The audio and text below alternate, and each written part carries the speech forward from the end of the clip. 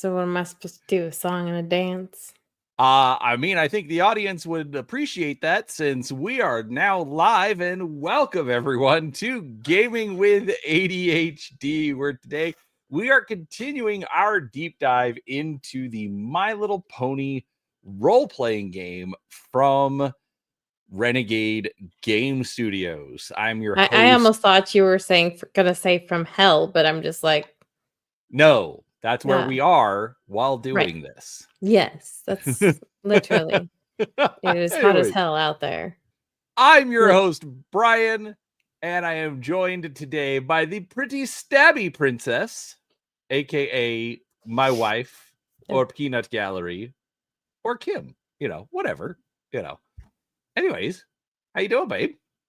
I feel stabby. You feel stabby. Why are we stabby today? What did I do? I even went and got you ice cream. Not yet. You haven't done anything yet. You got me therapy ice cream. Yeah, I needed therapy after that long day at work. I'm fine. I won't kill anybody, I promise. Yet. Well, I mean, I think your co-workers would appreciate it. I don't have anybody to kill over there. It's just at home. I gotta move an eyelash. It's in my... You're so vain. Whatever. Anyways, sorry everyone. I just realized when we went live that I hadn't shared this to any of the socially places. And so I'm having to catch up because I'm kind of bad at this. You were totally distracted for the last half an hour. Dude, it is one of those days. But it is kind of exciting. I am actually really shocked. So folks, I think we might have one or two episodes past this, and then we're actually going to be done with the core rulebook. Right. So then what do we do? Well, then I kick you to the curb and do Mech Warrior First Edition with Max Liao. If you couldn't tell, folks, I'm trying to get stabbed today. Yes.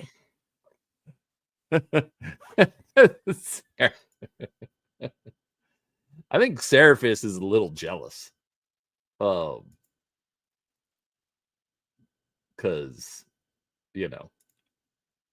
I don't. He got kicked to the curb first. So then Seraphis and I will go have a pity party. You, Seraphis, and Chris can all go have a pity party. Yeah. And then Max Liao can join you after we finish Mech Warrior. And you know what that'll make us? Should I be concerned? That'll make us cooler than you. Who isn't? Let's be honest. At this point, I mean, that's just facts. kind of a given with how things go. This eyelash is going to make me stab my eye. Okay, you're the one that wanted to glue things to your eyelids. Look, I have to go in for a refill tomorrow, so she can fix the really crazy ones, but dadgum, I thought I fixed them all. What the actual crap? Don't mind me, I'm just gonna stab something. It is kind of funny, folks, because the pretty stabby princess really is not this vain, but there are a couple of things that she has decided need to I have a handful of necessities because I am an aging person. An aging, beautiful woman. I wouldn't say fine wine. I'm just thinking more like a cheese or something. Yeah. I'm aging like a regular cheese. But not blue cheese, because that's just gross.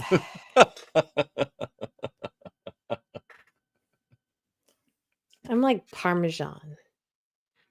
You're like Parmesan. Like it's not the best cheese, but it'll live in your refrigerator forever. I mean, even Parmesan cheese can get moldy if there's enough moisture. If it gets moist. And you've annoyed half of the internet. That's right. That's what I do. Anyways, but no, this has actually been a fun series to go through. The game, It's been a tongue twister, and it's been horrible grammar. Oh my, no, not horrible grammar, horrible editing. The grammar is mostly fine, but sometimes the editing is just like, that is, those words don't belong there, like, ever. So that's always funny, but I forgot to put my ring on.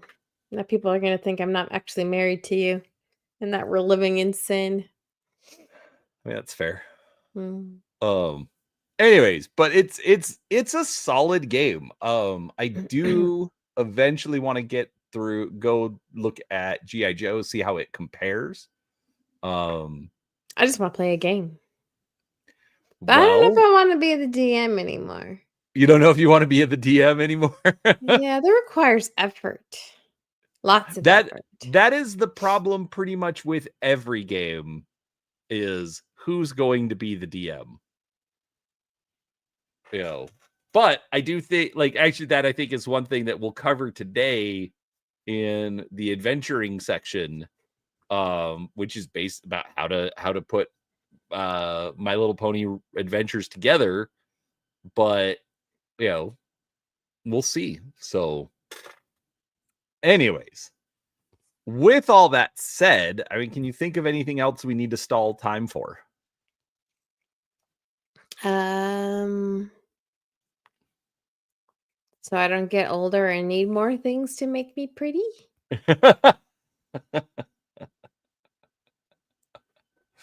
All right. Well, folks, before we get started, do make sure that if you are new here, make sure you hit that subscribe button. We are I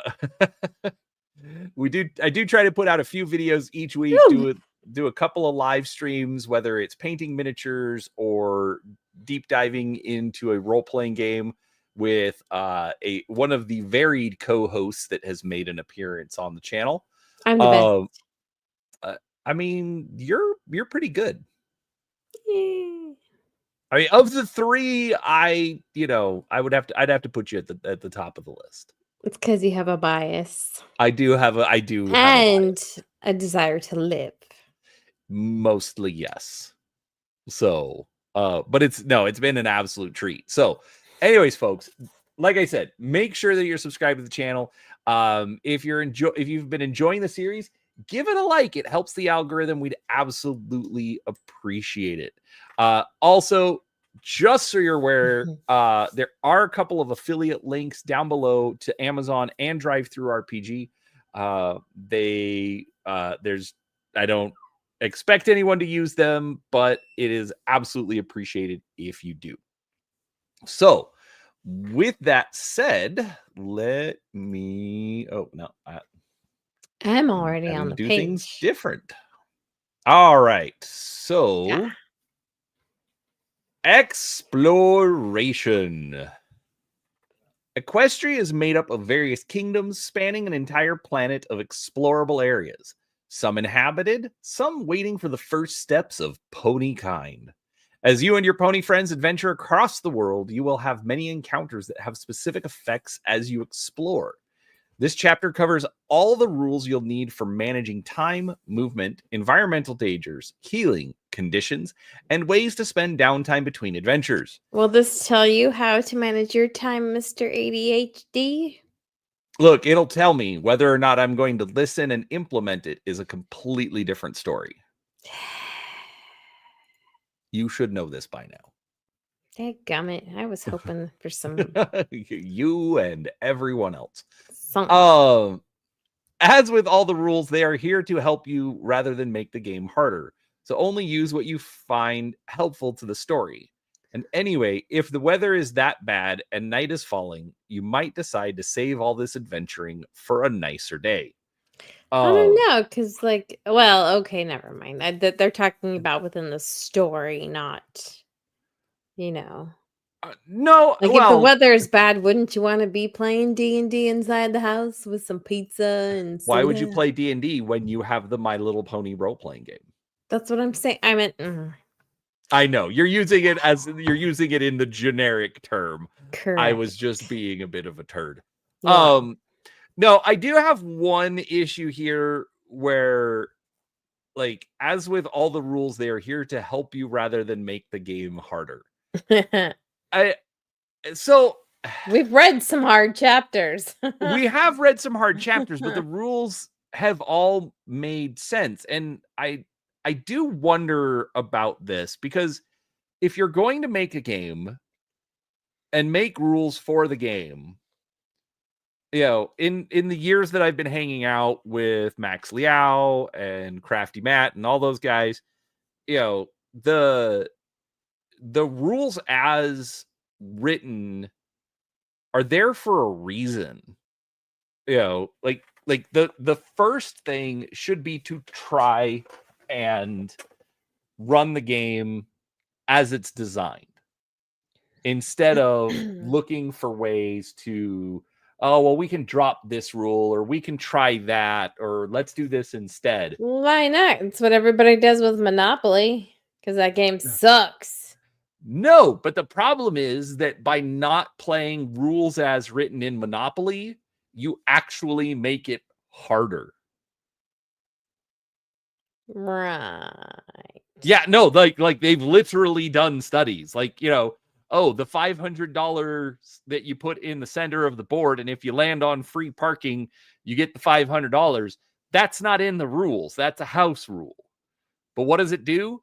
It puts more money into players' hands and makes it hard or makes it easier for them to buy properties, pay rent, etc. So, So you mean it's socialism? oh yeah, well the original Monopoly is literally an anti-capitalist, board game. That's literally what it's about. But my point is Why do I that keep bringing up these political topics? I have no idea. We're supposed to be talking My Little Pony. It's not even on purpose. It just gets in And or my comes whole out of my point mouth. is, Wow. like I would have preferred a statement saying something along the lines of, hey, try to run with the rules as we wrote them. If you find you're having difficulty or it's not working for your group, consider changing it. But we made the game this way, so try to run it this way. I don't know why nobody's doing that these days. It's like, oh, just do what you want. Oh, it's fine. It's like, then why did you write the rule? There's no reason for it then. Anyways, That sorry. sounds like some other kind of heavy political topic I could bring up, but probably shouldn't. We don't want to get you canceled. There we go. Exactly. So, all right. Tell us about time. It was time for me to cough. There we go. All right. In the My Little Pony role playing game, characters are frequently under time pressure to complete their current mission. Oh, that sounds like work today. And with certain threats against Equestria looming, there's little time to get everything done, exactly like work. When a party of ponies are sent on an adventure, the game master determines how much time the characters have to accomplish their goals. And as the characters take action, the game master determines how much time a task requires. For instance, when exploring an underground chamber in a castle, the pony's movement may happen on a scale of minutes, but it may take hours to scale the steep stairs outside that castle, or even days to journey on foot through the forest to get there in the first place. Characters usually have an idea how long things will take to accomplish so they can play and plan accordingly. On a long journey, you need not play out every footfall. That would be very Okay. boring. Real quick, very disappointed in this whole thing. It's like pony kind and blah blah blah. They You didn't need say not right. hoofball. Exactly. Which they should have, and that would have been It funny. probably says football because of the G.I. Joe rule. This might be Probably. the G.I. Joe sentence. In combat and other fast-paced situations, the game relies on rounds. Each round is roughly 6 seconds long, with 10 rounds equaling 1 minute. But this is not an exact measure of time, and it can shift depending on what is going on and the actions being taken. It takes an action to swing a sword or pick a lock. But 10 rounds of sword swinging will be much quicker than 10 rounds of lock picking. So the game master should use 6 seconds as a guide rather than an absolute measure and make judgments accordingly. Perks and powers usually last a number of rounds or are instantaneous. But if they last a number of minutes, you can use 10 rounds equal a minute as a good rule of thumb to track that. However, the game master can decide when effects like this run out. They might just allow them to last for the whole combat, as 10 rounds is quite a lot of actions and it saves tracking them. They might declare it has run out sometime during the fight when they think that time has reasonably passed, depending on the sort of actions that everyone has taken. When it comes to basic uh, investigation of an area, the scale of time used is in minutes. It takes about a minute to creep down a long hallway, another minute to check for locks or traps on doors at the end of the hall, and a good 10 minutes to search the room beyond for anything interesting or valuable to an adventure. All right. When Hold up. traveling by Hold up. Just yeah, hold up just a second. Um I didn't realize how quickly they were going to jump through this, but um no, the whole thing about I actually really like that whole section about perks and powers lasting a number of rounds or are instantaneous. But if they last a number of minutes, you can use 10 rounds equals a minute as a good rule of thumb to track that. And I do think this is kind of funny because considering my last statement, I'm like, oh, you should do it rules as written, like at first, and try and make sure you understand why the rules are there. But I actually really like this whole section about, like, I think a game master should be reasonable, but it's like, oh, I used an ability that lasts for 6 rounds, and then the combat lasts for 3 rounds. So it's like, okay, well, who cares about the last 3 rounds? The encounter is over. Yeah, but I'm confused because do you count rounds just when you're doing battles or rounds when you do other things too? It depends on the situation. So, like, say you're like if you're trying to pick a lock, okay, and you may not Right. necessarily be in a combat, but say you have to do it within 3 rounds, because if you don't, then the guard's going to come by. Yes, but how okay, so how do you do that without all of your players? How do you execute a round? I is what I guess I'm not Okay, understanding. well, okay, so this is where you have to deal with with compressed and extended time, okay? Because a round represents 6 seconds, and basically it's one round around the table so that everybody gets to take an action. Well, So that's it's going everybody taking a turn. That's what I'm trying to get from you. exactly. Essentially, it's everybody taking a turn. Right, but that's So usually longer than 6 seconds, or well, maybe it's a second per person, no, supposed to be no, it represents 6 seconds of time, but it may in the take you game. 30 minutes. Correct. Like act like Right, because I was gonna say, yourself included, myself included, there's analysis paralysis coming into play here. correct. But that's why it's So like you're talking about the difference between players and characters. Okay. Because for players, the time could be an hour, because it takes an hour to get through everybody's turn in this round of combat. Okay. But the actual combat, the only amount of time elapsed was 6 seconds. right, and that makes sense because as you're watching a movie and somebody's doing a battle that's taking seconds or minutes rather than, half an hour and lots of people trying to decide and figure out what they're going to do in said action scene. Right, exactly. And that's a great way to put it. You're gonna have like a 5-minute action scene, but it's 10 seconds for this guy and 12 seconds for this guy and 3 seconds for that guy to show everybody throwing all of their punches. But in reality, it was 30 seconds of a fight. Right. So yeah, that's a good point. But yes, Malachi, you're right. I was just using it as an example, sir. Unless there's a lot of analysis paralysis. Well, but that's where the game master Overthinking it. no, but that's where the game master comes in and then starts saying, okay, you have, 30 seconds to give me what you're doing, or you've forfeited your action and I'm moving on to the next player. Okay, so like we could get one of those little sand clocks. It could be done, yes. So anyways, but I just like I like how they described being flexible with the timing. It doesn't have to be hard and fast of this lasts for 10 rounds, or like say if the game master wants to say that or just to heighten some tension or whatever, and there's some effect that's still ticking off, well, just declare it finished because you have things you need to do. So I like how they did that. That was my point. Anyways, all right, go back to When traveling by foot. traveling by foot in a large city or out in the wilderness, a scale of hours is often more appropriate.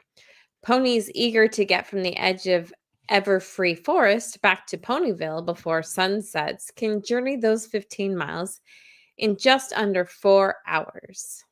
15 miles, 4 hours. That doesn't math because ponies should be able to run that. Okay, a human runs at about 5 miles an hour. Huh. No. Okay. No. A human does not do that. Okay, maybe not a you human, but in No. general. Yes. An Ethiopian maybe. Or maybe no, Kenyan. A Kenyan. Kenyan. Wrong There we wrong go. wrong African descent. Wrong marathon runner. Yes, wrong one. Ethiopians, those are the ones that are starving. That's okay. I need to get No, off that that's the train. 80s. Oh, right. Anyways, so I for some reason I think of South Park when I think of Ethiopian. Yeah, I don't know if that's a good thing or not. yeah, it's a thing. Um Anyway, so 15 I'm just miles in under saying. I 4. was thinking of a half marathon, which is 13 miles, and Well, so my 15 old miles in lady on my old lady legs, it takes me like 2.5 hours to do that. So 4 hours for 15 miles on a horse? That doesn't seem right. I mean, it can canter. well, it's a It horse, doesn't so they it go a little doesn't bit just faster. trot. I mean, yeah. I'm just saying that math does not math. I think that's, well, guess what? As a game master, you can decide how long that takes. This is Right. just giving you a good rule of thumb, because this is about 4 miles an hour.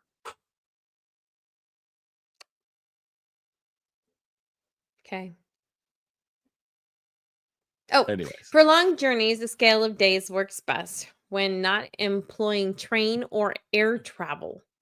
As a long road trip by carriage or a pulled wagon from Las Pegasus to Baltimore would take 5 uneventful days, including resting and eating, but without other stops.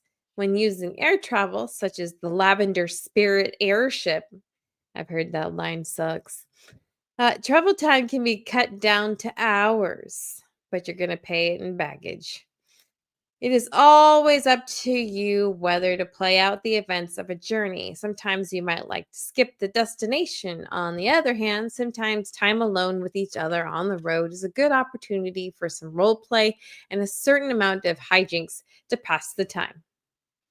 right. And so I like how they're giving this bit of information, because essentially what this is saying is throw in some random encounters. You do stuff. So instead of saying, all right, you went from Ponyville to Baltimore and it No. took you 2 Las days, Pegasus. or Las Pegasus and it took you 2 Yes. days to get there. It's like, okay, that's not very What exciting. happens in Las Pegasus stays in Las Pegasus. It does. It does indeed. But the And that's where the cutie marks come from. right, but this is where you say, like, okay, so you start your journey and the first day is pretty much uneventful. I'm The second hilarious. day, no, I'm trying to give you more information, dear. Anyways, so but yeah, so then it would be something like, okay, so on day 2, let's see, what are you like? All right, it's the beginning of day 2. What are you doing? Da da da. And everybody starts saying, okay, well, I'm waking up or I'm doing this, and then the game master can say, oh, hey, give me a perception check or something, or roll a d. Anyway, do something to see if they notice, the monster or the bandits or whatever. And just doing those little things just kind of imply that things happen along the journey without having to role play and account for like every mile or every hour that you're doing it. So anyways, that was my point there. All right, movement. Movement is an integral part of everyday life, and ponies have 3 main ways that they can move on their own. Ground movement by walking or otherwise traveling over land, aquatic movement by swimming, and aerial movement by flying. Whether you need to swim out to a nearby island, hike to the top of a snowy hill, fly to a treetop to pick a perfect apricot, or climb up the side of some ancient ruins, all sorts of movement comes into play on adventures. While movement in combat is covered in Chapter 10, between all of the action, characters still need to move from one place to another. Because the exact amount of time isn't as important out of combat, the game master can summarize the pony's movement without calculating exact distances or travel times. For instance, the game master may say, you get on the Friendship Express and arrive at your destination in 3 hours, then travel by wagon for 45 minutes to the deserted lair. Movement and time are similar between encounters, with the game master summarizing movement based on the travel options that the characters have available. When it's critical to determine how long it takes to get from one spot to another, whether the answer is in days, hours, or minutes, the travel time depends on 3 factors: the movement rating, travel pace, and the terrain the ponies are moving over. So wait, we can skip past all of the actual travel because the GM will be like, "This is what happened," and You so we don't have to deal with the "Are we there yet? Are we there yet? and Are we there yet?" that was actually my point of what I was talking about. Like, yes, the game master can skip over a lot of that. Okay. But then this paragraph right here, when it's critical to determine how long it takes to get from one spot to another, then it depends on these factors. And another factor is, how does the game master want to handle it? Whether it's throwing in a random encounter during travel, or trying to make something where increasing the pressure or the time that it takes, things like that. Basically it's trying to throw some sort of a challenge or complication to make the players think about it. So, I'm thinking about possibly being a DM, and so I would think that it would actually be easier just to do that, to map out the travel piece without actually going through the travel piece. Unless the story needs that stop along the way or something. So all right, let's That use this stop for example. Dairy Queen. Let's use this example. So think about any kind of a movie that you've watched where there's a road trip. Okay. They A could road just trip montage. exactly. Okay. With music. They could say, or they could show the characters getting in the car, put up on the screen 4 hours later, and show the characters getting out of the car in a new place. Okay. They could do that. Okay. Or they could do the travel montage.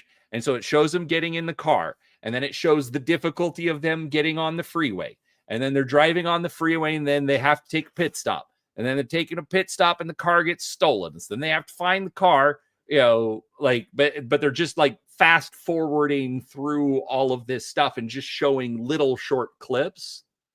Those are And the I want to blame the movie industry for glorifying road trips because I don't think they're all that glamorous.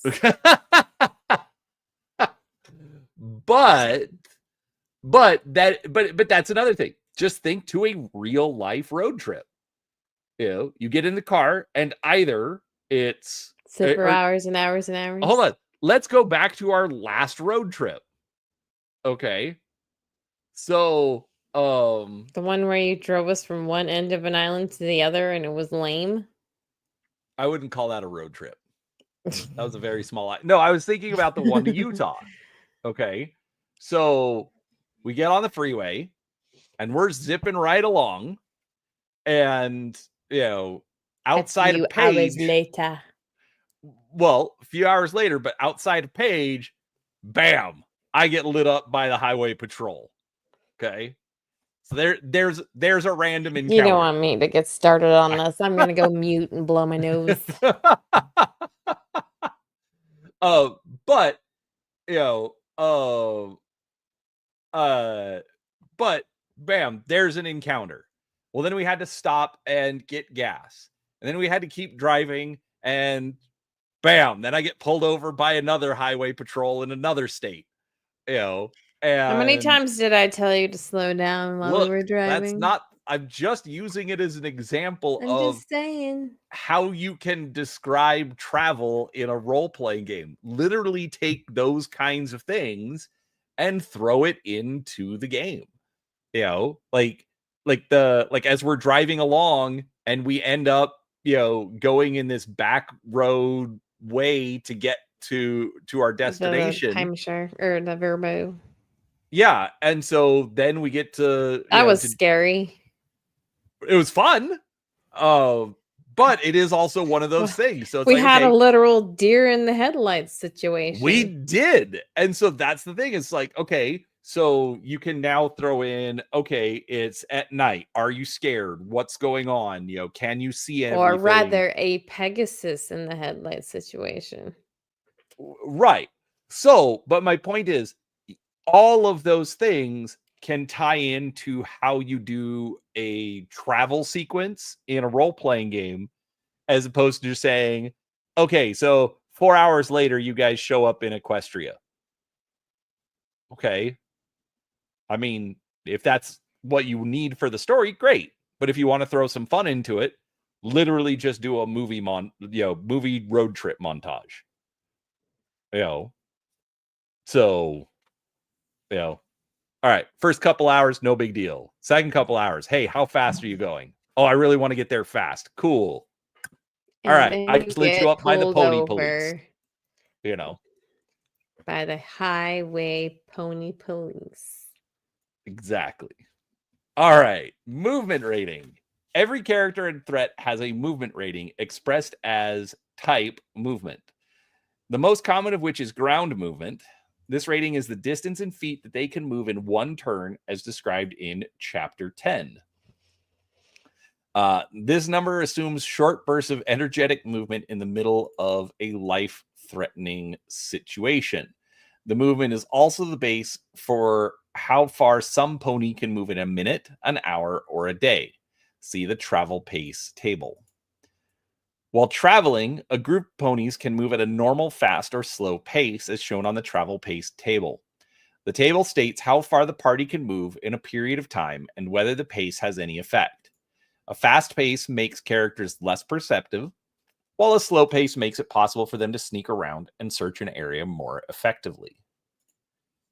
Okay, and so then we have,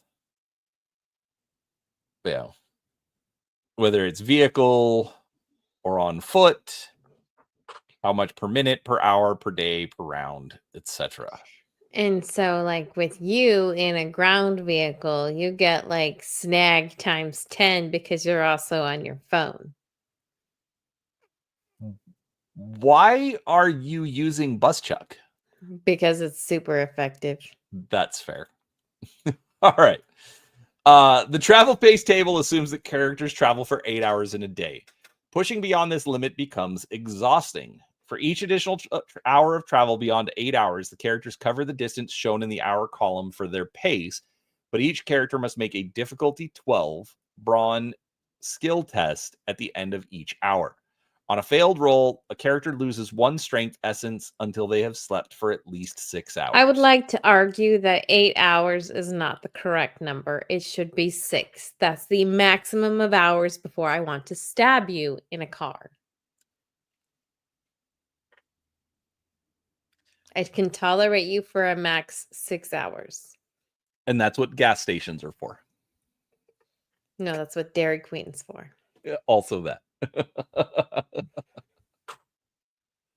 Vehicles. For short spans of time, generally up to a few hours, most animals that use their brawn to pull wagons can move much faster than most ponies. Seems strange, but it is true, especially when a wagon or carriage is being pulled by more than one animal, dividing up the work between them.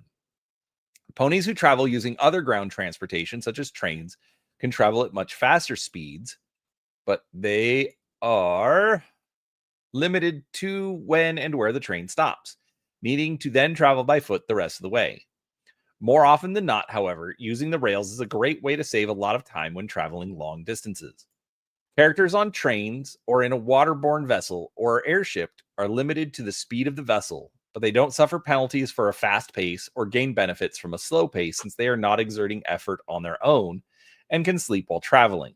Depending on the vessel, I wish, yeah. And the size of the Actually, no, crew, I can sleep. You can't. you can sleep anywhere. Not anywhere. Depending on the vessel and the size of the crew, ships might be able to travel for up to 24 hours a day, rotating captains to pilot the way while others rest.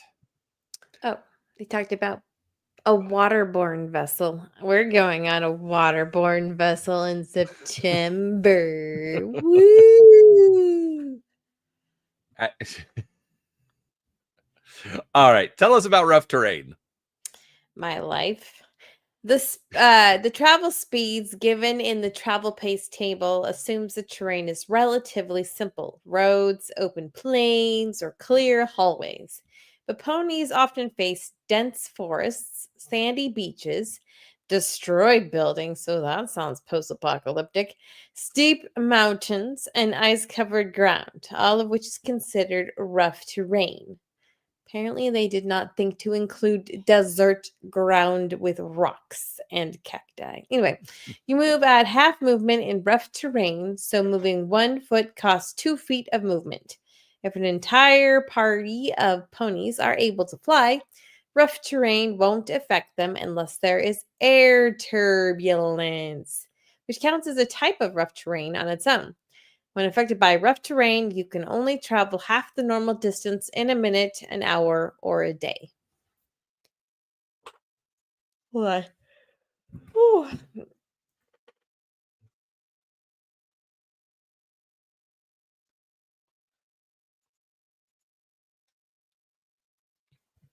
All right, special types of movement. In addition to base ground movement and aerial for a Pegasus, your pony may need to swim, crawl, climb, or jump to get wherever they need to go. Perhaps your pony needs to crawl behind cover to avoid being seen or jump up onto a tall structure to gain some advantage. These movement types show special skill, aptitude, or equipment to be able to move up to either a character's ground movement, such as a perk that grants a character a climb movement, or a specific limit, such as gear that gives in a character an aquatic movement of 60 feet. When a character has a special movement type they can apply to a situation, they are usually unaffected by penalties and only need to make a skill test to accomplish movement if the terrain is especially dangerous, such as climbing sheer glass or swimming in rough waters. The aerial movement is the ability to fly. The aquatic movement is used in watery environments without penalty. Characters with aquatic movement also suffer fewer penalties when fighting underwater, but may still need to worry about breathing. No kidding. Climb movement includes being able to stick to vertical surfaces or upside down across the ceiling or similar situations without penalty. In addition to these types, the following rules cover additional ways for characters to move, so your character can accomplish whatever you need them to do. They keep Climbing, talking about a swimming, and lot of crawling. situations that I don't think horses would ever find themselves in. Yeah, climbing on ceilings, that seems odd. I mean, that's not even something like any person would do in a Mission Impossible movie. Right. Yeah, that's exactly what I Exactly. was thinking. Seriously.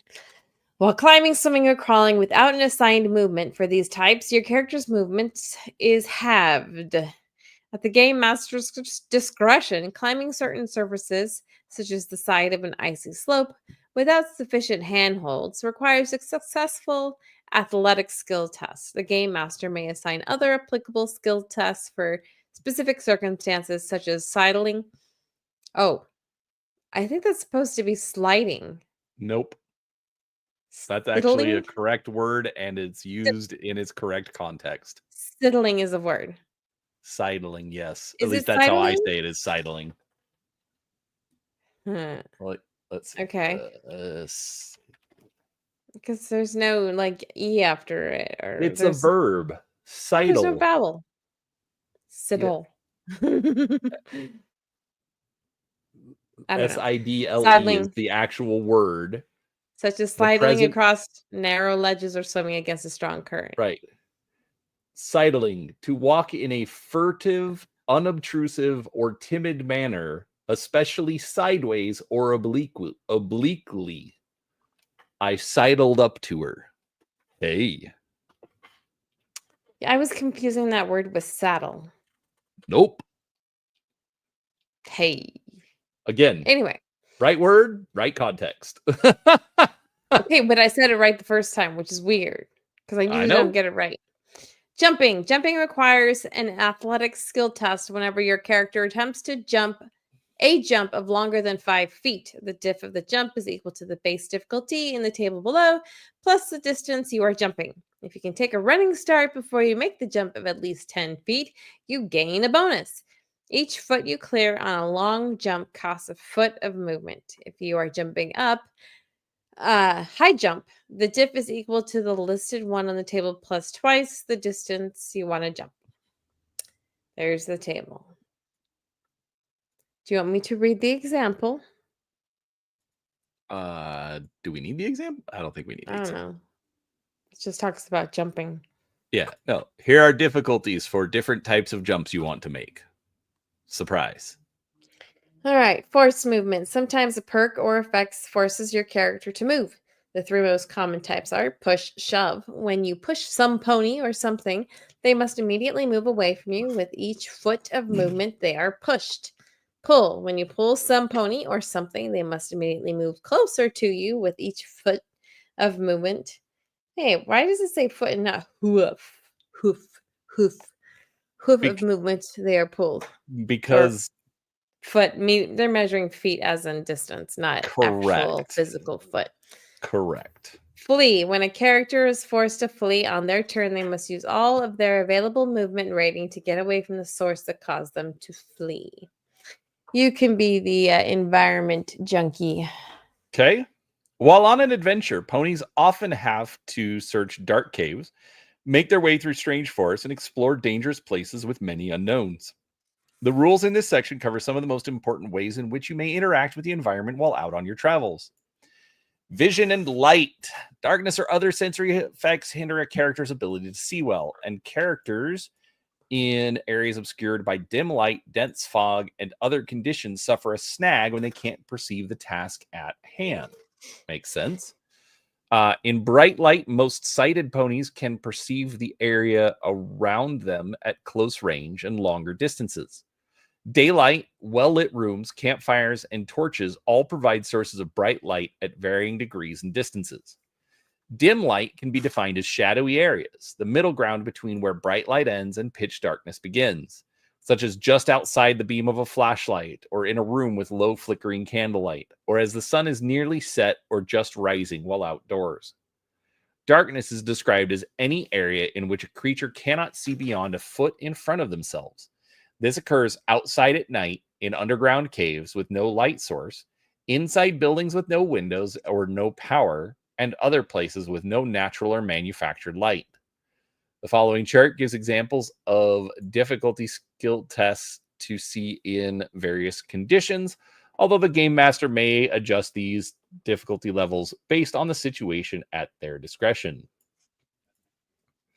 Falling. Falling is a common hazard when exploring through uncharted territory. Or just At being the me. Actually, no, that's tripping, not falling. uh, uh, at the end of a fall, a creature takes 1 damage for every 10 feet they fell to a maximum of 20 damage. The creature lands prone unless they avoid taking damage from the fall. If there is a reasonable way for the falling character can slow their descent or break their fall, they can make an athletics test. The difficulty of the test is usually the distance of the fall in feet. If the test is a success, the character takes half the usual damage from the fall. Falling is actually a fear of mine, I think, more than the fear of heights. It's the fear of falling from a height. I think that's actually more accurate for pretty much everyone. Like And no the one's thing is it, like we laugh, oh yeah, you're scared of falling, but you know what? Old people can die from falling. So can that's everybody true. else if it's really, really high. But yeah, That's that's true because I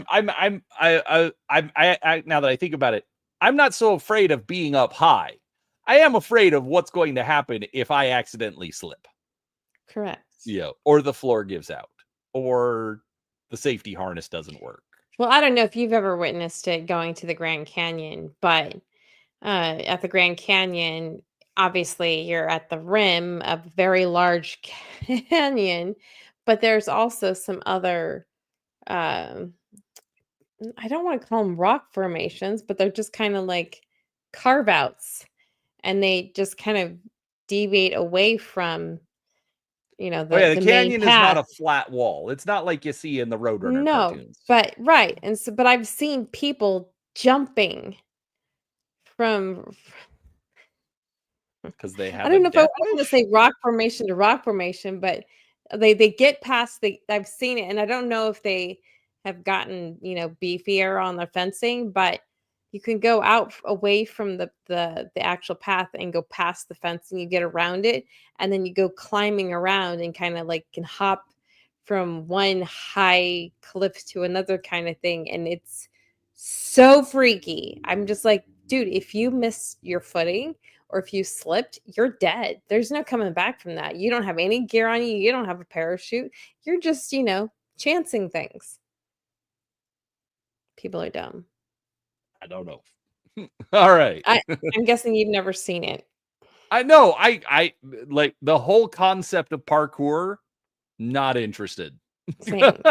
Same, bro, same. But even in parkour and people who learn how to fall, you're not gonna live falling from the Grand Canyon. There's no way. There Right, but ain't no way. I'm using parkour as a similar example because maybe I haven't watched them jumping from rock formation to rock formation.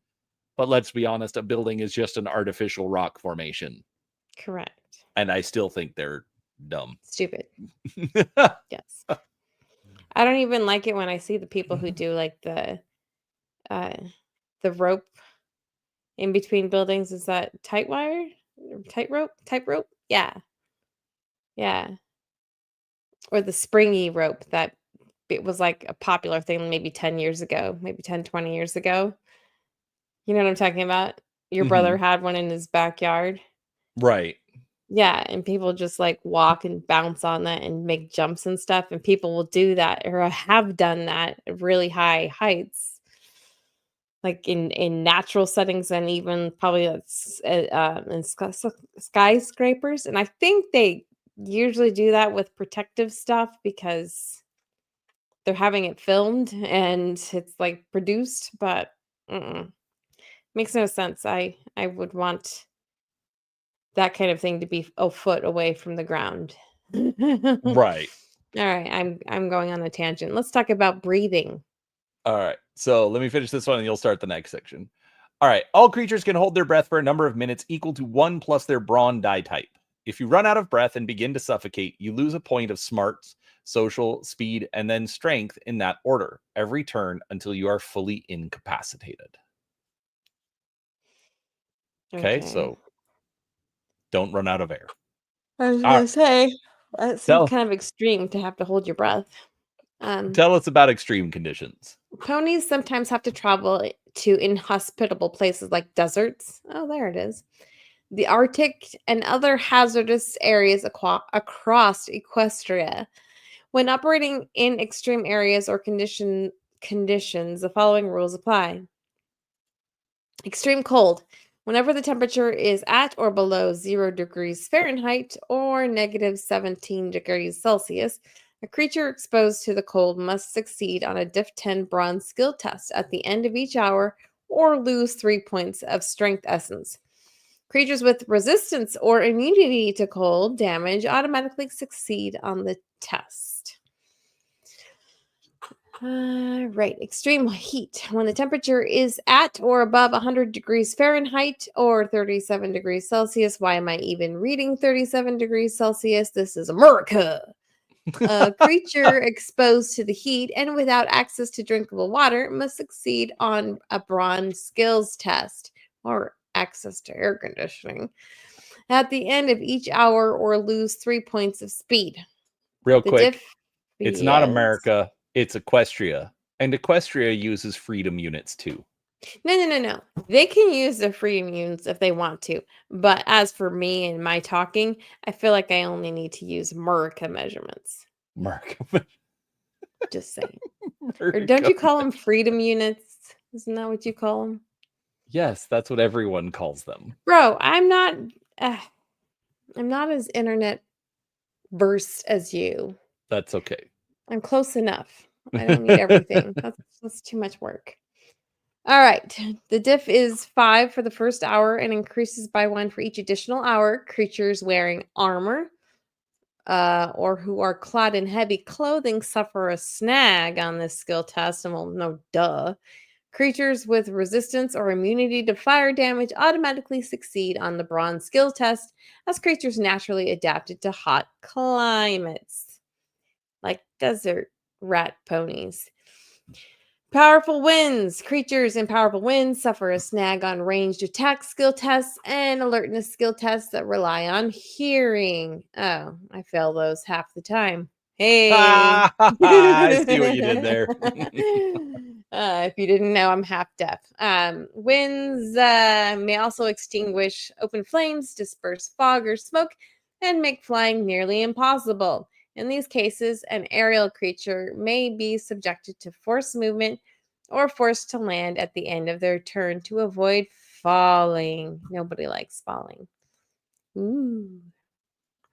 Powerful winds can be especially dangerous in environments where the air is with debris, such as a sandstorm in a desert or a snowstorm in Arctic conditions.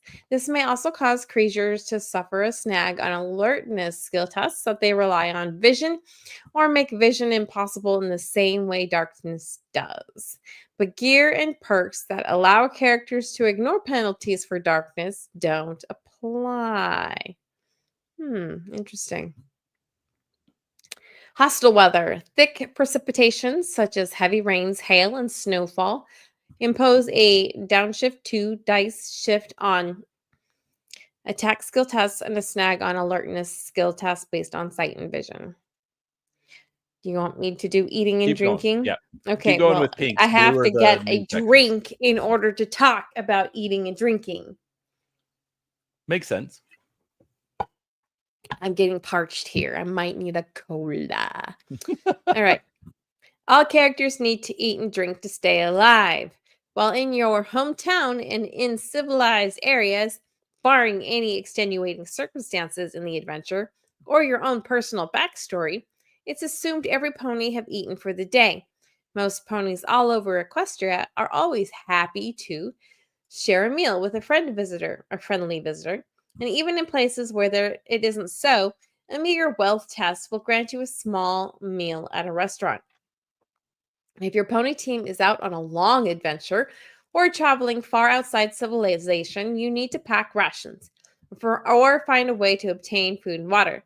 Rations are free as long as you have a reasonable way to store them and plan ahead by stating that you are preparing and packing them. Purchasing food can be done easily in civilized areas, and gathering wild fruits, vegetables, mushrooms, and nuts can be accomplished with a survival skill test in the wild. Yeah, you don't want those bad mushrooms. That could go wrong. A pony must consume a pound of food and a gallon of water per day to maintain a healthy level of strength. Once a character has gone 3 days without either the full amount of food or water, they will begin to lose one strength essence per day until they are able to eat or drink again. If a character is missing both food and water for 3 consecutive days, they will lose strength essence at a ratio of 2 per day. Strength the essence lost in this way is restored immediately after a consumption of both food and water. It's interesting to know that that metric for the amount of food and water does not change based on the size of your pony. I would expect, like, Clydesdales or something, you need a little bit more. Well, but remember, this is... And maybe the little colts need well, less. No, but remember, this is a game. Okay? And you don't want to make it too complicated. Right. And there are ways to make it, like you can make it more complicated. If your character weighs this, then you need this much food. And so then you have to calculate this. And then you're going into dealing with all of the math and, encumbrance and blah, blah, blah, blah, blah. And if your pony's overweight, you don't want to have to bring My Fitness Pony with you. Right. Exactly. So an app on your pony phone. Right. So it's a lot more macros. It adds a lot of complication that doesn't necessarily make the game fun. So and it doesn't make life fun either. Interestingly enough. It doesn't, but we're talking about the game for now. Are you sure?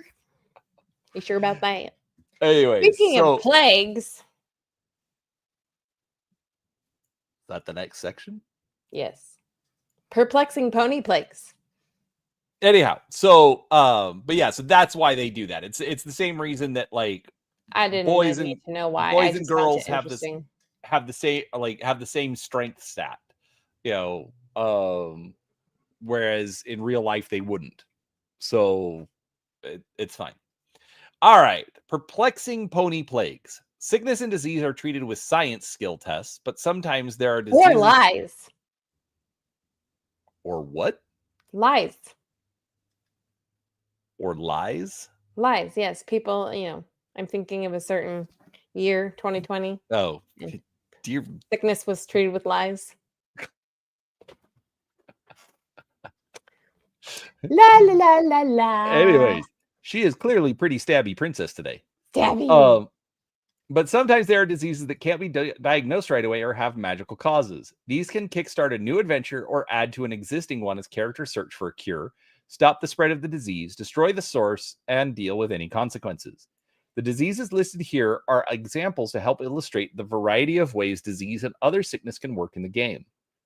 Depending on the cause or severity, the brawn difficulty may change drastically from one to another at the game master's discretion. Allergies. Allergies can be caused by many different sources and differ from creature to creature. Spike and Smolder are both allergic to dragon sneeze trees, causing them to have red, puffy eyes and sneeze uncontrollably.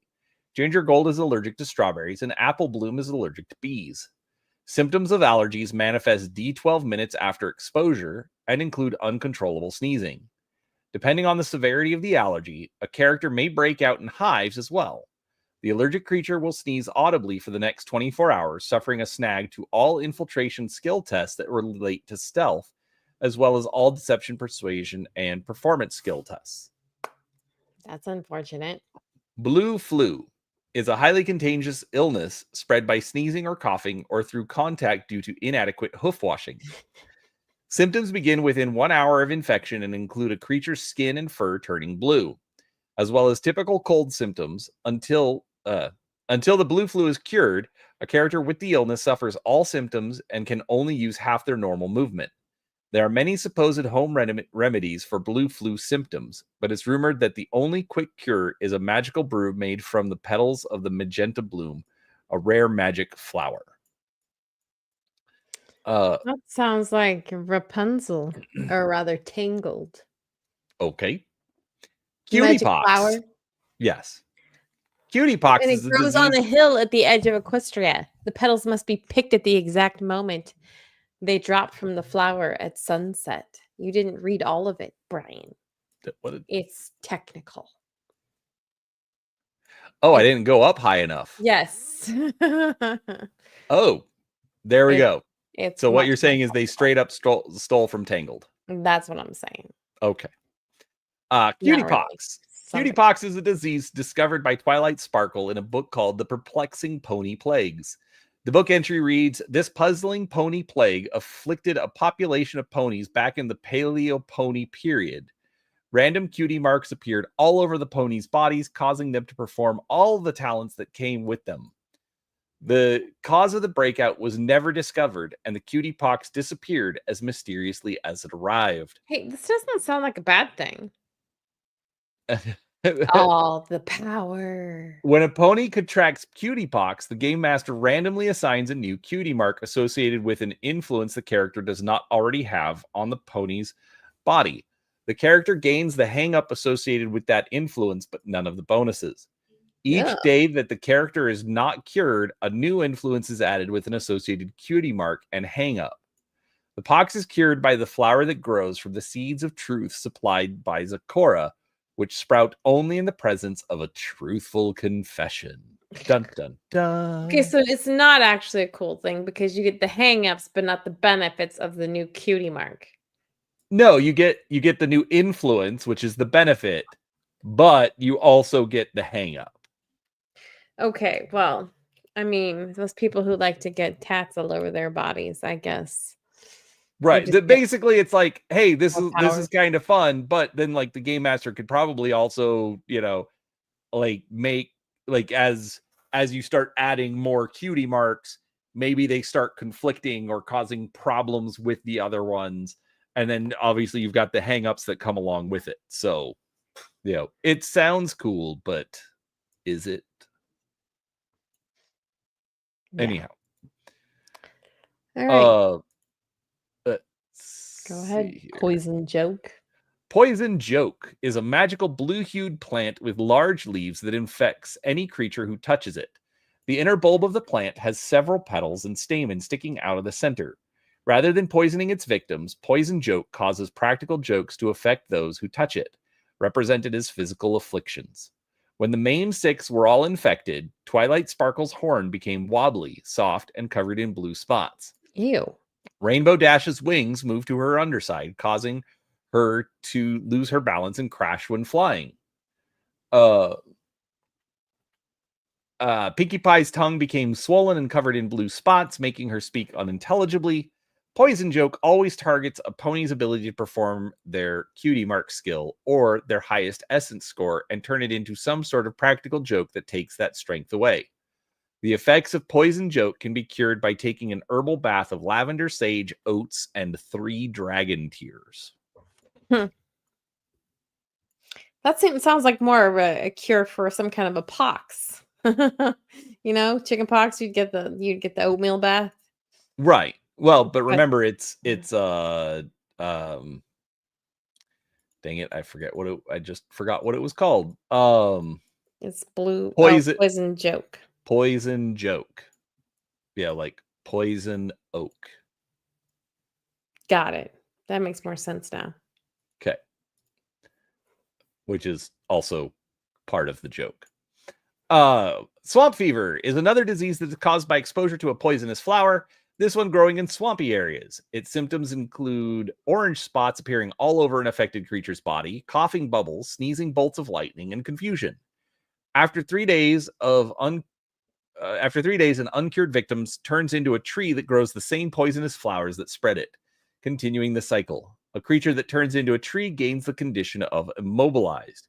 In order to cure swamp fever, an affected creature must consume a tablespoon of flash bee honey, a resource highly protected by the flash bees.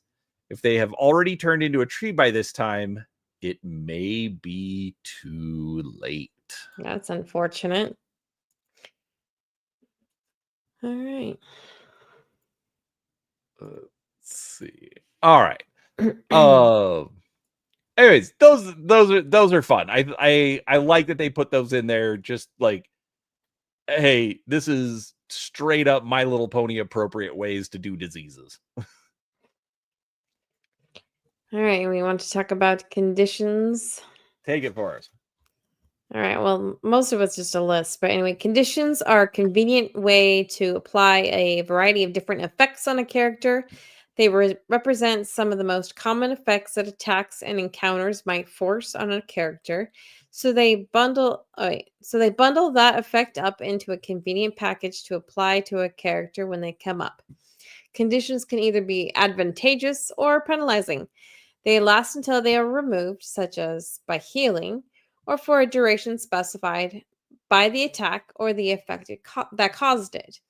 If a creature is affected by the same condition from multiple sources, such as impaired by a poison that lasts for a minute and impaired from an enemy's attack for a turn, the condition doesn't worsen. A creature either has the condition or doesn't. The character has the condition for as long as the longest duration of the effect. In the impairment example, they would still be impaired for a minute, as that's the longest duration. The following definitions specify what happens to a creature while it is subjected to a condition. Asleep. Sleeping characters are prone and unconscious. They can be awoken with loud noise, an action, or by taking damage. Oh, so you can punch someone awake. Nice. Or wait, no, you punch someone to sleep. Yeah, okay. Blinded. Blinded characters are unable to see the world around them. They consider all movement to be rough terrain and suffer a snag on all attack skills. As they are unaware of their attackers, any attacks against them gain edge. What was edge again? Edge is where you roll 2d20 and take the highest. Oh. So, and real quick, you said they can be awoken with loud noise, an action, or by taking damage. So, yes, your first answer was correct. You punch them awake, not punch them asleep. Can you do both? How about both? Yes, it's called beating them unconscious. Both. Yeah, but if you're actually beating them to an unconsciousness, I don't think you can beat them back awake. But you probably pour water on them. You know what? We'll have to figure that out. Well, I mean, that's fair, but that's not necessarily Cold damage. Water. Cold water. All right. Anyway, how about a cold beverage? I'm just saying. Actually, you know, the best one that I ever heard about, and I never had to use it on the kids, was that you go get marbles and you put them in the freezer. Okay. So they can't move away from it. Exactly. You've told me that one. Yeah. That would be funny. Right. All right. Deafened. Oh, that's me. Deafened characters automatically fail any skill tests relying on hearing. I'm only half deaf. Defeated. Defeated characters are usually prone, acting while defeated, if possible, based on the nature of the defeat, requires a friendship point, because friendship is magic. Frightened. Frightened characters suffered a downshift 2 penalty to all skill tests when inside of their fear and cannot move closer to it. Grappled. Grappled characters have a movement of 0. This condition ends when the grapple ends, if the grappler is defeated or unconscious, or if the grappled character is moved out of the grappling character's or effect's reach. Immobilized. Immobilized characters have a move rate of 0 and cannot gain any benefits to their movement rate. All attackers gain a upshift 1 die shift against the immobilized character. Impaired characters suffer a downshift 1 to all skill tests. Invisible characters are impossible to see without special equipment, but can also be detected by the tracks they leave or noises they make. All attack tests are made by an invisible character gain edge, and all attack skill tests against them suffer snag. Excuse me. Is there one for tired? There should be one for tired. No, because that's caffeine adds a +1. no, caffeine counteracts the effects of being tired. Right. But then you would take an additional penalty once the caffeine effects wear off 1 hour later. Right. And then you'll have a headache. Yes. Mesmerized characters view the character who mesmerized them as a trusted ally and will not attack them or subject them to harmful effects. Any social skills test by the mesmerizer gain edge on mesmerized characters. Yes, mesmerized. Poisoned. The character has become subject to a particular poison. The effects of this condition depend on the poison. Prone characters are lying on the ground. While prone, ranged attacks against you suffer a snag, but melee attacks have edge against you. While you fight using a melee weapon while prone, you suffer a downshift 1 on your attack rolls. How are you able to fight if you're lying on the ground with a melee weapon? Is it like Princess Bride? Yes. Okay. Yes, we'll use that example. Yeah. You killed my father. Prepare to die. Swish. Okay. Restrained?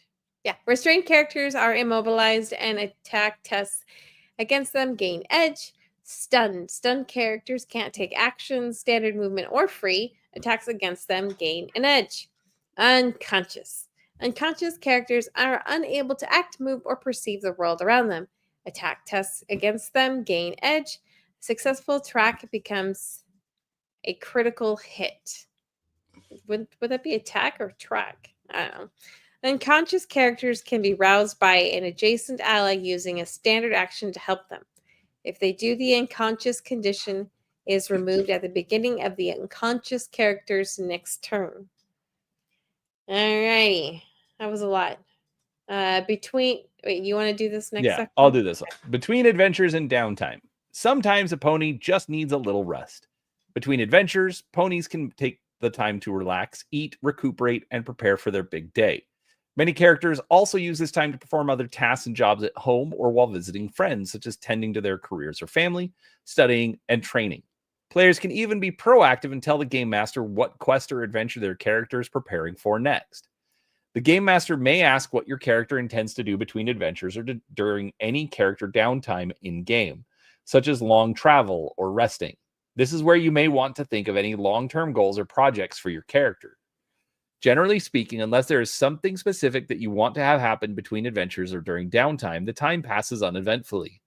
Oftentimes, however, whether your character chooses to do something with this extra time or not, the game master is keeping track of time that is passing as events already in motion continue to develop, even if miles and miles away. Crafting.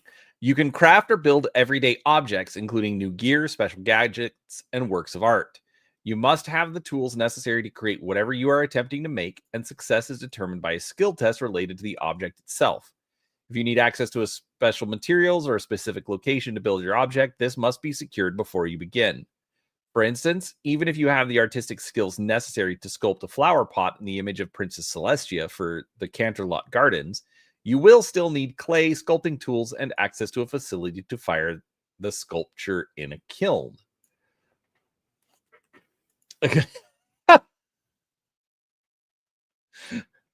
What are we doing tonight, Pinkie Pie? The same thing we do every night, Rainbow Dash.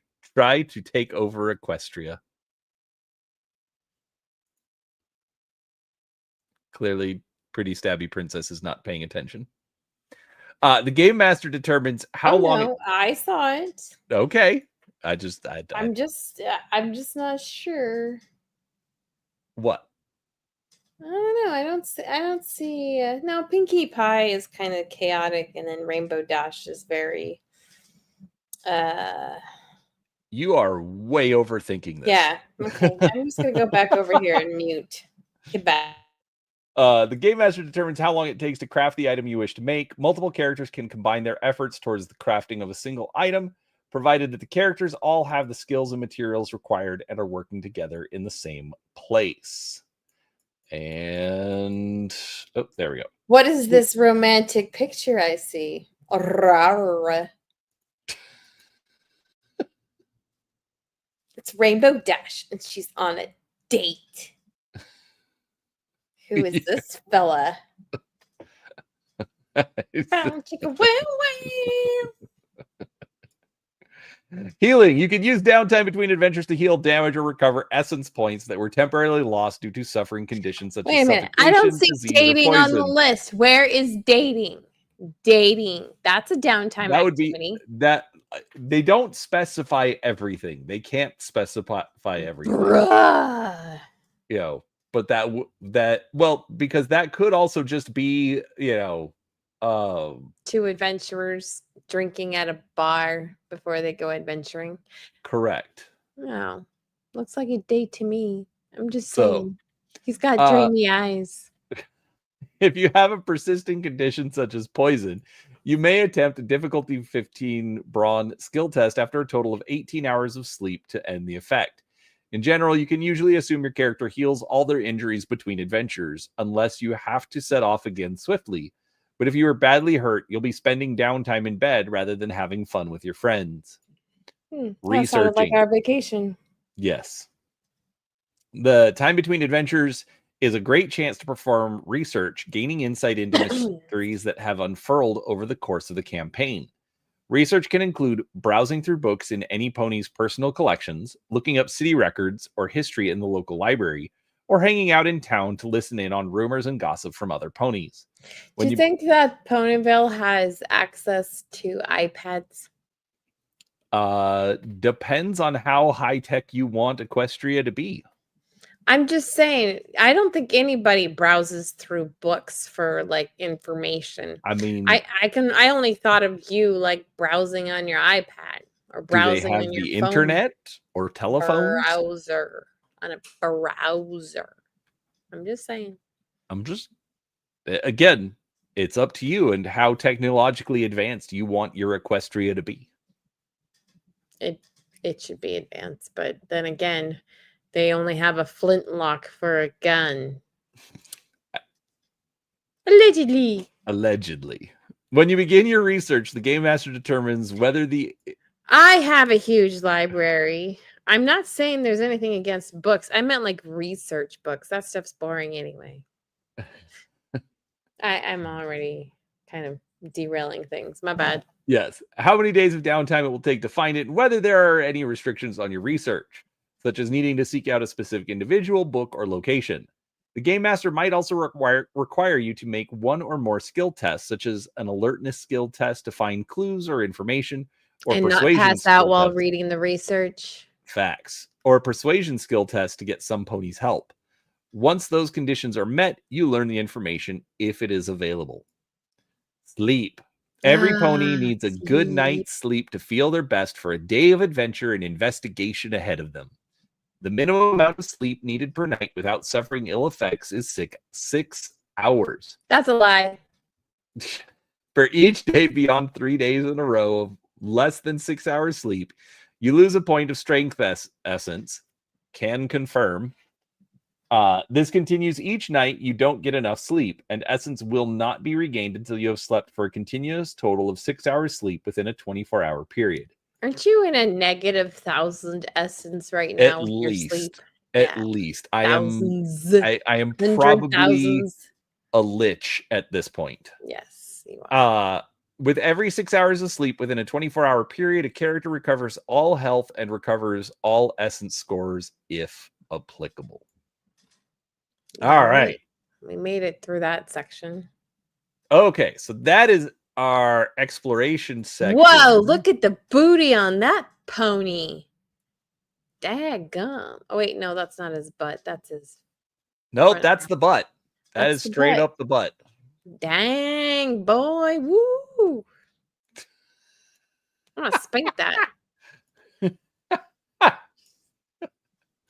All right, so folks, we are going to skip over the locations. I thought we were going to do highlights or something. I was asking if there were any that you thought we needed to highlight, but you I didn't don't give an know. answer for me. All Look right, at this so map. here, we're just Cute. we're gonna quickly go over locations. Oh. Inhabited by magical ponies, fearsome dragons, and all sorts of talking creatures, Equestria is a wondrous place with a wide variety of villages and cities, interesting hotspots, diverse biomes, and unexplored lands. The following are some of the many locations in Equestria where your ponies may find themselves, along with some key landmarks, characters, and events you may encounter along your travels. But even this detail is not the complete story of every place and pony in Equestria. Game masters should find many places that are not yet detailed, either here or in the series, that they can expand and detail themselves for all manner of new adventures. I mean, if there's not like a short list, we don't need to really go over that. Give me a second. No. Oh, okay. That's kind of fun. Next view page display to now. Oh, it's fine. Don't worry about it, babe. The map is cool looking. If you get the book, it's really cute. But I wonder, did it come with a poster map? No, it did not come with a poster map. Not the PDF copy, but the book. Correct. This is lame. Yeah, that is lame. I think that should have come with the poster map. That would have been fun. I'm really annoyed. I can't figure out how to force it to 2 pages. I know. Of a particular choice. Anyways, if you get the book the map is cool looking, but it's kind of dumb with the way it's split up. Well, just in the PDF.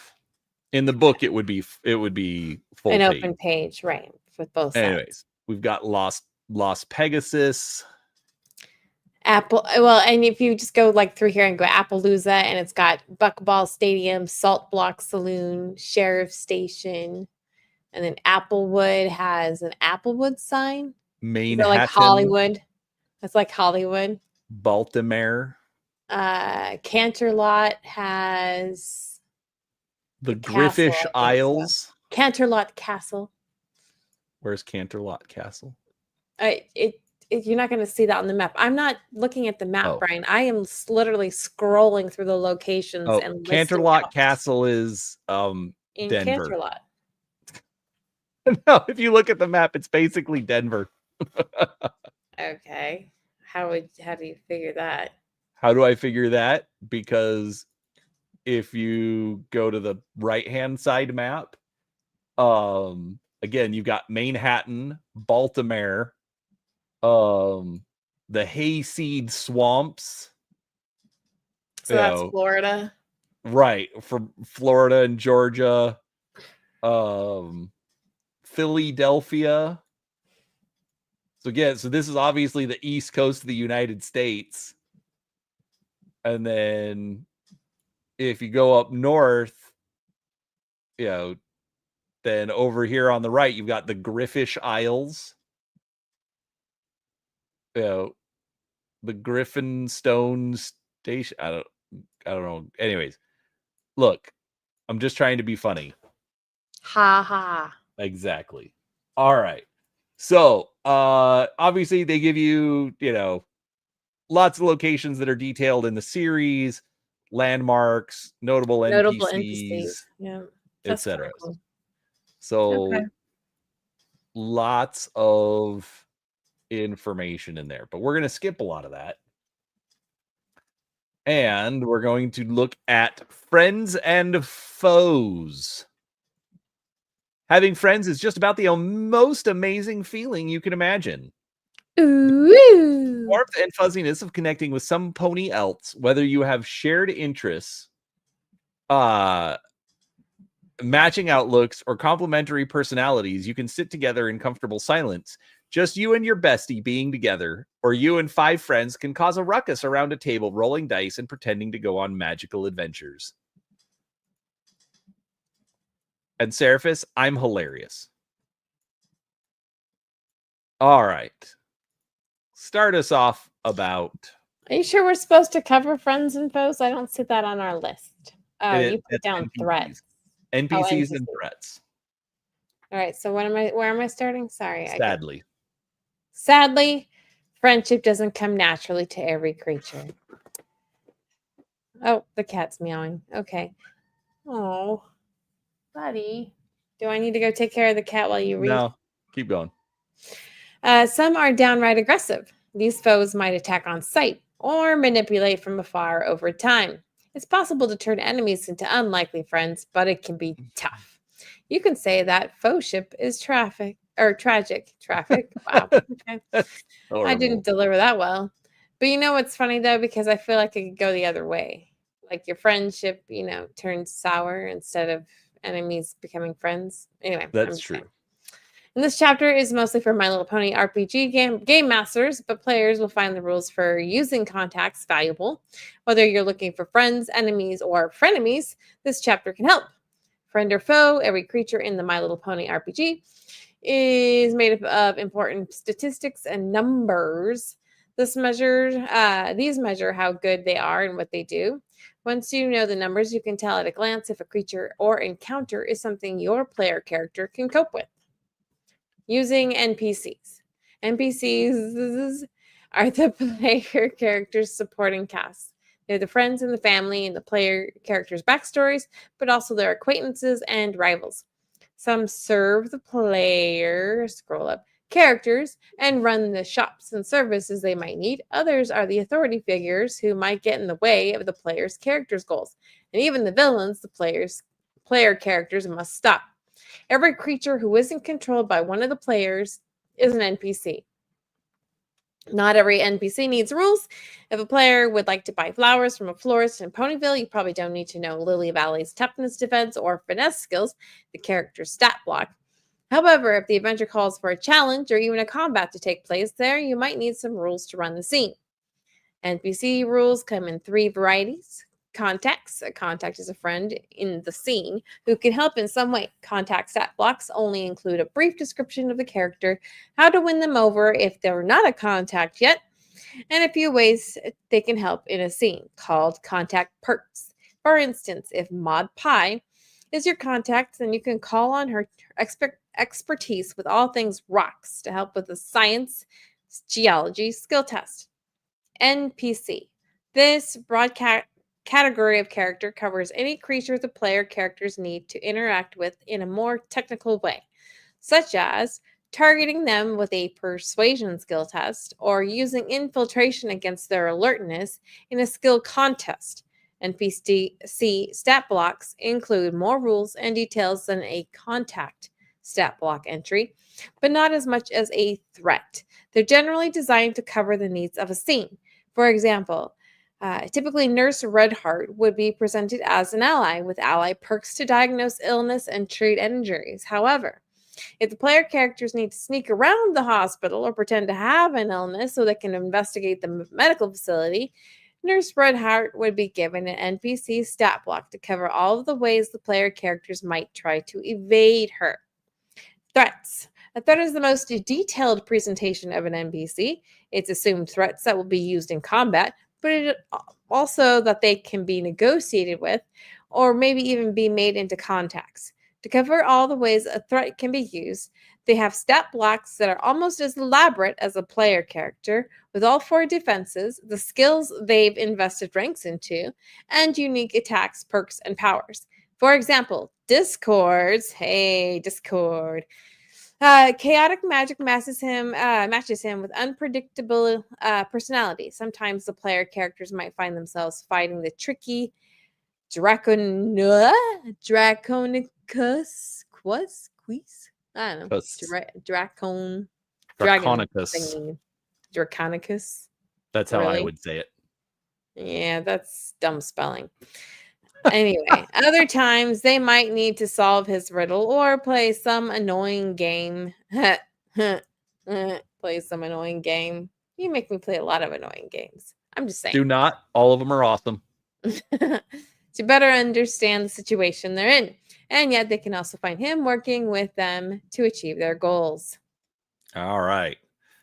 Goals. Contacts. Not every NPC needs to be against the player characters. Contacts let you include additional characters on the side of the heroes without needing an elaborate stat block. When one or more player characters form a bond with an NPC, they gain that NPC as a contact. Contact can be visited in times of need and can even join the player characters for parts of their adventures. A contact stat block usually represents a single character, such as Spitfire, but it can also represent a group, like the Wonderbolts. Gaining contacts. Any creature in a campaign could become a contact of the player characters, and player characters can gain contacts in a variety of ways. Each contact comes with detail on how a game master can run scenes and adventures based around making powerful new friends. Some options even give player characters access to contacts. Contacts can also be made organically through role-playing and the adventure's narrative. Sometimes player characters will just really hit it off with someone they meet, and it's fine to make that NPC a contact. Finally, player characters can spend a friendship point to gain the assistance of a contact. This is not magically mesmerizing them, but represents the extra time and care the player characters give to make friends. Individual contact sections outline one or more ways in which the player characters can win them over enough to call on them in times of great need. Would you say that when I said hi, I made you a contact? Absolutely, you did. That is all it took. These can be worked into an adventure or be the adventure itself if the player characters are looking to make friends with the contact. The ways in which the contacts can be won over leave room for the game masters and players to be creative. For instance, gaining Twilight Sparkle as a contact for an entire campaign might mean the player characters must complete a preposterous challenge related to magic. The game master could base an entire adventure around a strange and mysterious challenge of their design. Alternatively, between adventures, the player characters could decide that they need Twilight's help. The game master then gets to utter the immortal words, "So how do you want to do this?" and then create scenes and work out skill tests and difficulties based on the player's ideas. Some methods to gain a contact offer broad ideas based on the stories that can be told, such as Maud Pie's Odd Bond. Others give specific rules to follow, such as Zikora's Consultation. Game masters should consider both of these methods as guidelines to help them find the balance of storytelling and rules that works for them. Generally, if one player character gains an NPC as a contact, all of the player characters gain that contact.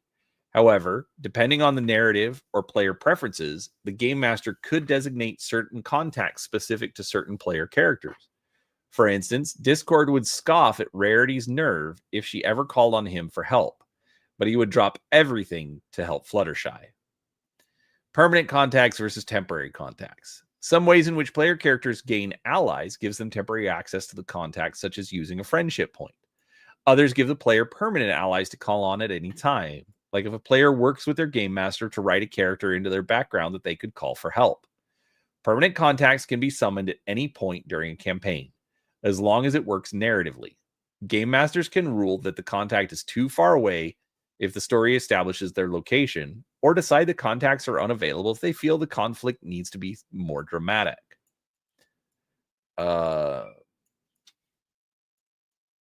Although permanent contacts are available to be summoned indefinitely, that doesn't mean they'll never leave the player characters. If the player characters disrespect a contact or behave in a way that the contact finds intolerable, the friendship can end, and with it the ability to summon the contact. Temporary contacts can only be called on a limited number of times for a limited period of time, or both. Working with a former enemy against a common threat would only last as long as the threat remained. Some contacts are happy to be summoned under certain circumstances by anyone, even people they are not actually contacts with. This may seem strange, but it creates many fun opportunities for stories. For instance, Scootaloo can be summoned by any filly or colt. Once she's been summoned, the player characters can use her Scoot Scene contact perk to automatically pass an athletics or acrobatics skill test. Another way the players can gain Scootaloo as a contact is to complete a complex challenge related to a high energy activity, such as participating in a sport that relies on athletics, acrobatics, or driving skill tests. That means a Philly player character could summon Scootaloo to help learn a sport, and in doing so, forge friendships with Scootaloo that last even after the player character gains a cutie mark and is no longer a Philly. All right, so obviously, let's see here. Summoning contacts. Game masters can include a contact for the duration of a scene, the length of an adventure, or an entire campaign. They can be part of the group or available to visit. The player characters could seek Zakora's insight for an alchemical matter. Big Mac could help haul a wagon for a trip. Spike might be assigned to the group by royal decree as a messenger for the princesses. During a conflict, contacts in the scene typically take cover or otherwise stay out of the way. However, player characters can, as a standard action, call on a nearby contact to help in a conflict. They will help as best they can until the end of the conflict. If they run out of alliance points, see later, they remove themselves from harm's way. The game master can also decide the contact would voluntarily put themselves at the forefront. For instance, as a pillar of Equestria, the legendary Pegasus Flash Magnus likely won't wait for other ponies to do the fighting for him. He would begin any combat ready to assist. In such a case, the player characters don't need to summon this contact to use them. Conversely, the game master might determine that the contact can't answer the summons. For instance, if Dr. Horse didn't get across a suspended bridge before it was destroyed, as an Earth pony, the gap prevents him from answering the call to help ponies on the other side. In that case, the players keep any resources spent on summoning the contact, including actions used to summon them. Remember, summoning contacts is not a magical ability. The contact needs to be able to hear your call and get to where you are. However, some contacts might simply sense when their friends are in trouble and decide to look in on them. Let's see here. Allegiance points. Player characters can use contacts they've summoned by spending a special resource called Allegiance. When a contact takes part in a scene or challenge, they begin with a pool of allegiance points, usually 3. At the end of each round, initiative 0 on the order, the players can choose to spend allegiance points from the contact's pool to gain the benefit of a contact perk. This is all about teamwork. So the players need to agree on what they're spending allegiance on and how much. Contact perks usually cost 1 to 3 allegiance points. Some contacts can aid from a distance, like DJ Pawn 3 or Pony, who can broadcast her motivational beats, or Twilight Sparkle, who can project a magical illusion of herself. However, most contacts need to be there in the physical sense to be there in the supportive sense. Contacts act on initiative 0, beginning on the round they are summoned. A contact's initiative score cannot change unless an option changes it. On the contact's turn, the players can choose from their list of contact perks, spending the listed allegiance point cost. If the players don't want to use any of the contact perks this turn, they don't have to. All right. It is very important to remember that contacts aren't there to overshadow the player characters. They are a background element, so shouldn't need to roll skill tests to use their perks. And the range of their abilities is intentionally vague. They also can't be targeted or harmed by anyone.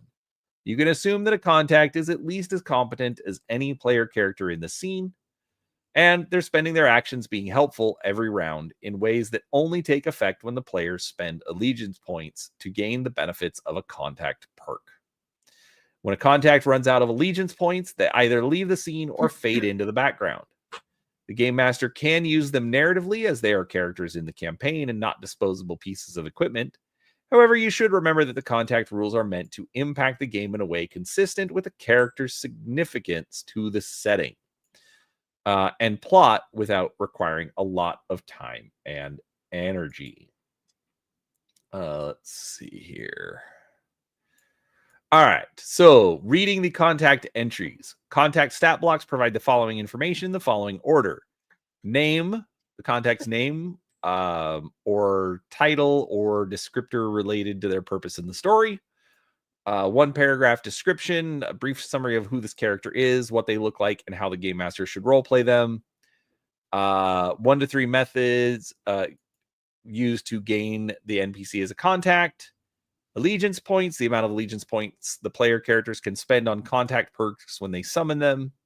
And contact perks, 1 to 3 perks in alphabetical order in the following format: perks name, allegiance point cost, flavor sentence, rule sentence. So, because I had to step away, do you want to give me a sum up of what you just read, or you want to tell me later? It's a I will That was a actually just lot. tell you to read it later. It's a whole lot of here's how to Use a contact. I get use that, a but contact. that's a lot of Well, words. it's interesting because a lot of it was, for all intents and purposes, rules based. So, Sure. right, well, it's not just like, hey, these are NPCs. It's No, basic. they're not NPCs, they're contacts, because it sounds like Well, the NPCs are gonna have more rules. at the end of the day, an NPC is any kind of a non-player character is an NPC, whether it's a contact or an NPC. Basically, in this case, the only catch is that contacts are usually like rules light versions of NPCs. Okay, so wouldn't it make more sense just to use contacts so you don't have to like do anything extremely hard? No, because in my head, they're all NPCs, whether they're contacts, NPCs, or threats. Just by looking at the headers, it looks like you can only use them for a limited time anyway. Right. Well, exactly. So contacts are contacts are the shopkeep, or like you can use other named characters like Rarity or Princess Equestria, whatever. Where maybe you only have access to that particular character as a contact, but maybe later on they develop into an NPC or they evolve into a threat, something along those lines. But would the contact stay in place or be where you are at the time of whatever it is you have to do with the contact? All And right, then the NPC would be someone that would go with you on your adventure? let's use this. That's a good way to put it. Like think about it like this. Because I'm thinking of video games, right? Or like those silly because computer games, World of Warcraft, Right. those kind of things. Contacts are the people that you walk up to and interact with, but for the most part, they just stay there. Oh yeah, I'm just thinking of Pokemon. You go into the laboratory and interact with Professor Oak, and you get your Pokemon. Right. Exactly. But and then throughout the game, he'll send you Pikachu messages in your. or but Well, like the NPC would be your Pikachu that's in the Pokeball. Correct. Or is that still a contact? No, Pikachu would be more of like an NPC. It's technically more complicated than that, but I would still class, because Pikachu I'm all over the place. World of Warcraft and then Pokemon. Well, Pokemon would be more like a pet that you can control and tell to do specific. Oh, you're familiar, things. Right.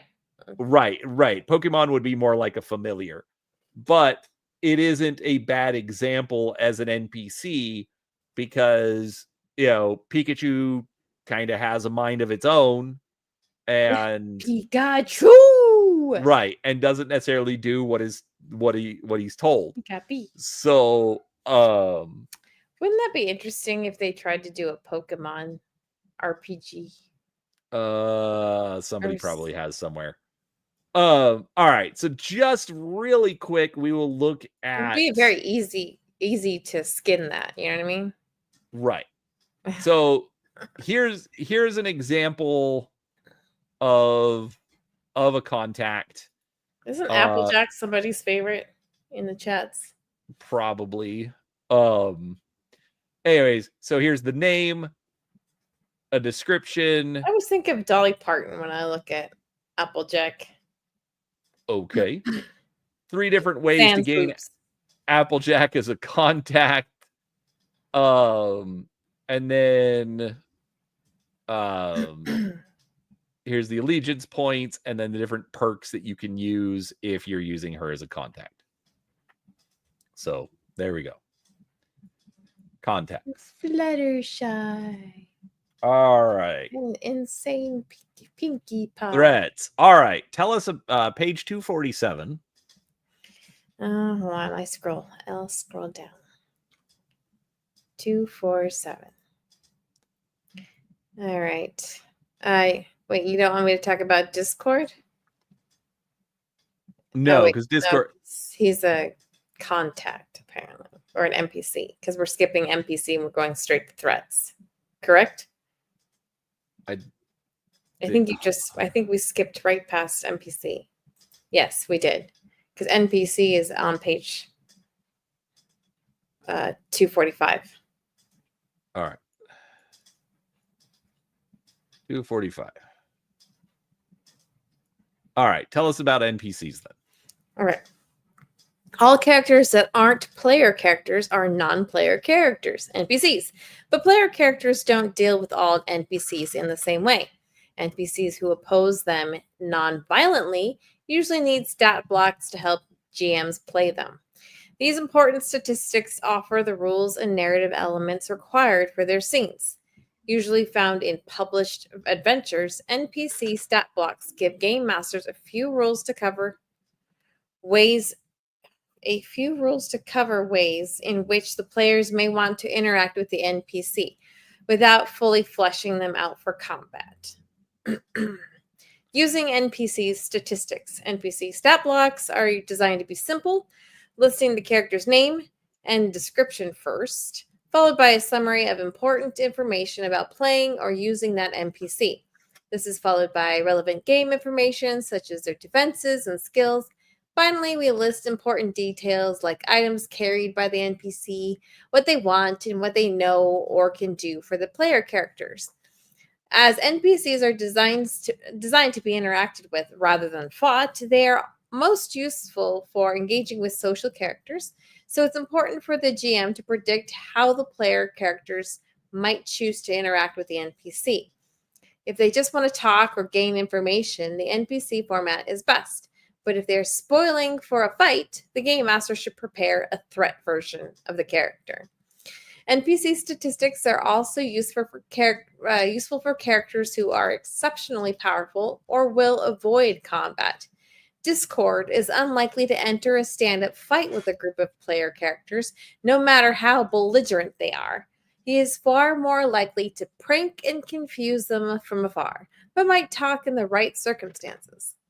Characters like Princess Celestia or Nightmare Moon are another good example. They are powerful enough to prevail in any fight with the player characters, especially low-level ones, so their combat activities can be summed up as she wins. The key to defeating such powerful creatures is not a stand-up fight. Additionally, characters like Princess Celestia are unlikely to ever be antagonistic to the player characters, no matter how they try her patience. No, I'm going to always be antagonistic to you when you try my patience, bruh.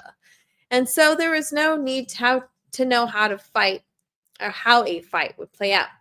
In these cases, the NPC style stat block grants you all you need for what will always be a social encounter. Having said all that, we've provided entries for Princess Celestia, Princess Luna, and Nightmare Moon in the threats section instead, as you can never really be entirely sure what a group of player characters will do. Staging a coup against Princess Celestia and taking over Equestria for themselves. The following are offered as examples of NPCs. The game master can convert threats into a format like this to help them manage social encounters with them. Draconicus. What did you say this was? Draconicus. Draconicus. Discord. As a Draconicus, Discord's body is chaotic as his magic. Part lion, eagle, lizard, dragon, and goat, asymmetrical in every way.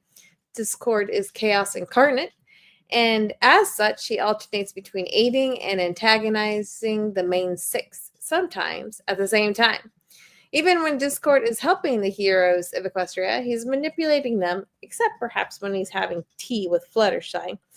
When he's in full villain mode, he still dangles the ways the opponents can defeat him over their heads, daring them to solve his riddles.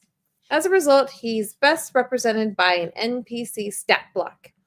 However, between his puzzler personality and his unlimited access to chaos magic, Discord can be represented by different stat blocks in different adventures, and maybe even multiple NPC stat blocks within a single adventure. Because Discord can teleport at will, he only sticks around as long as he's interested. Defeating him takes simultaneously giving him what he wants and tricking him to giving you what you want from him. That means conflicts with Discord play out as challenges rather than combat. That disappearing thing reminds me of Q from Star Trek. Yes. Whenever Q gets bored, he disappears. All right. So just to kind of skip over it, basically we get noteworthy stats, relevant powers, and basically relevant information. So a lot of it is just informational as opposed to, like actual stats, because they're basically wanting you to just kind of play it out on their own. So we don't have to read about snips and snails. Nope. All right. They're kind of retarded. They look they look stupid. All right. Threats. The most elaborate type of stat block is for threats. Essentially, it's a full detail on the character in question, their personality, motivations, powers, and all the rules you'll need for any situation, including combat. To make it easier for the Game Master, we always present them in the same format, so you can find what you need at a glance. After all, when a threat is involved, things are going to get messy. So basic statistics, general rules information such as the creature's name and description. Basic statistics also include the creature's threat level, size, class, health, and movement options. Skills. The skills section lists the skills this creature has ranks in, as well as their skill ranks. Specializations are listed in brackets next to the skill. Just like anyone else, threats always roll a d20 with their skill die. Gear. If the creature is carrying any items that could be used by the player characters after defeating the threat, they're listed here. Attacks. The offensive abilities of the creature, whether from their equipment or powers. Unless otherwise stated, all threat attacks require a standard action. Attacks follow this format: name of attack, skill rank, range, effect, altered effects, traits, etc. Information not relevant to an attack is left off. For instance, if an attack has no alternate effect, nothing will be listed between the attack's effects and traits. Perks and powers. Just like a player character perks, the threat's perks set it apart. Although some threat perks are based on perks available to player characters, most are unique to that threat or other creatures with similar traits. Powers are usually special abilities unique to that threat. Threats play essentially the same as player characters. Their essence scores determine their defenses and their skills. Their skills represent what they can do and how well. And perks and powers show their special abilities. Unlike player characters,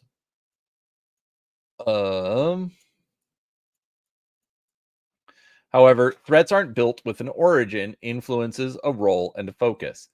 When playing a threat, let the stat block be your guide. They will naturally want to use their most powerful abilities and highest rated skills, so focus on using those or getting the threat into a position where they can. When running threats, especially lower level threats, keep the following tips in mind. Use their specializations. Make use of any specializations as much as possible. The threat will be specialized in that skill for a reason. For instance, Nightmare Moon can cast a dozen spells, but she's specialized in Elementary Beam and Virtuoso utility spells. If two different spells are equally useful in a situation, check to see if one is an Elementary Beam or Virtuoso utility spell. She's more likely to succeed and critically succeed with a spell she's specialized in. Look for oddities. Oddities in the statistics are usually opportunities. If a threat has D6 in every trained skill except one has D8, that's the statistic telling you there may be unique opportunities for using that skill. For instance, a crocodile has D6 in almost every skill, but has intimidation D8. You know that more than all of its other abilities, it's scary and can use that to its advantage. Speed is key. Speed dictates how quickly a threat can act and determines its approach. If it's fast, it might be able to land a blow on the player characters before they see it. If it's slow, it might develop some defenses first so it can withstand their attacks long enough to use its more powerful abilities. Note that unless otherwise stated, a threat still gets the same actions as player characters, one standard, one move, and one free. By the time you reach higher levels and use more complex creatures, their unique powers will usually overshadow what they can do with basic skill tests. This simplifies running them and puts them in line with the power. Can I just say that dog art is ugly? It's supposed to be. It's a bad guy. I know, but like that's some awkward arse arms there. Level of the player characters who by then have honed the areas in which they excel. This doesn't mean skills no longer matter to high level threats. Skills represent their broad talents, whereas powers represent their special abilities. All threats have a threat level, which is an indication of how challenging it is. 4 player characters who each have the same level as the creature's threat level should be able to reliably defeat it. Such combat shouldn't be easy. The player characters should take a bit of damage and feel forced to use some of their limited abilities and equipment. But no one should get defeated. If combat ends and the team has no limited use abilities left, the fight may have been a bit too tough. But when it comes to defeating the main villain of the adventure, the fight should be a very tough one. All right, so this is a little annoying. So they've got they've got the threat level, which is effectively Dungeons and Dragons challenge rating. Right. But the fact that they're like, well, the player character should win.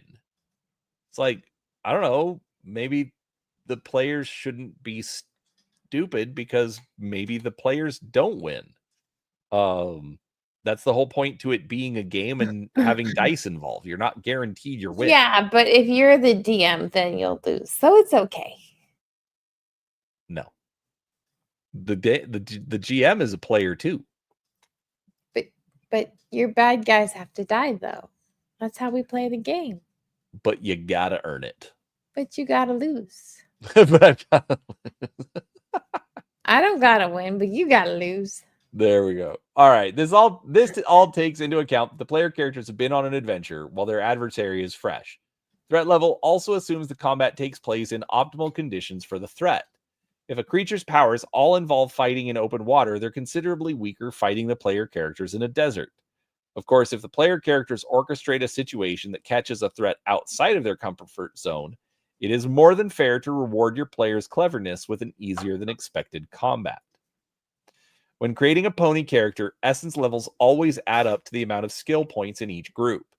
But a threat does not always need to be quite so balanced. While in general, the game master should keep to these limits and distributions, they don't have to.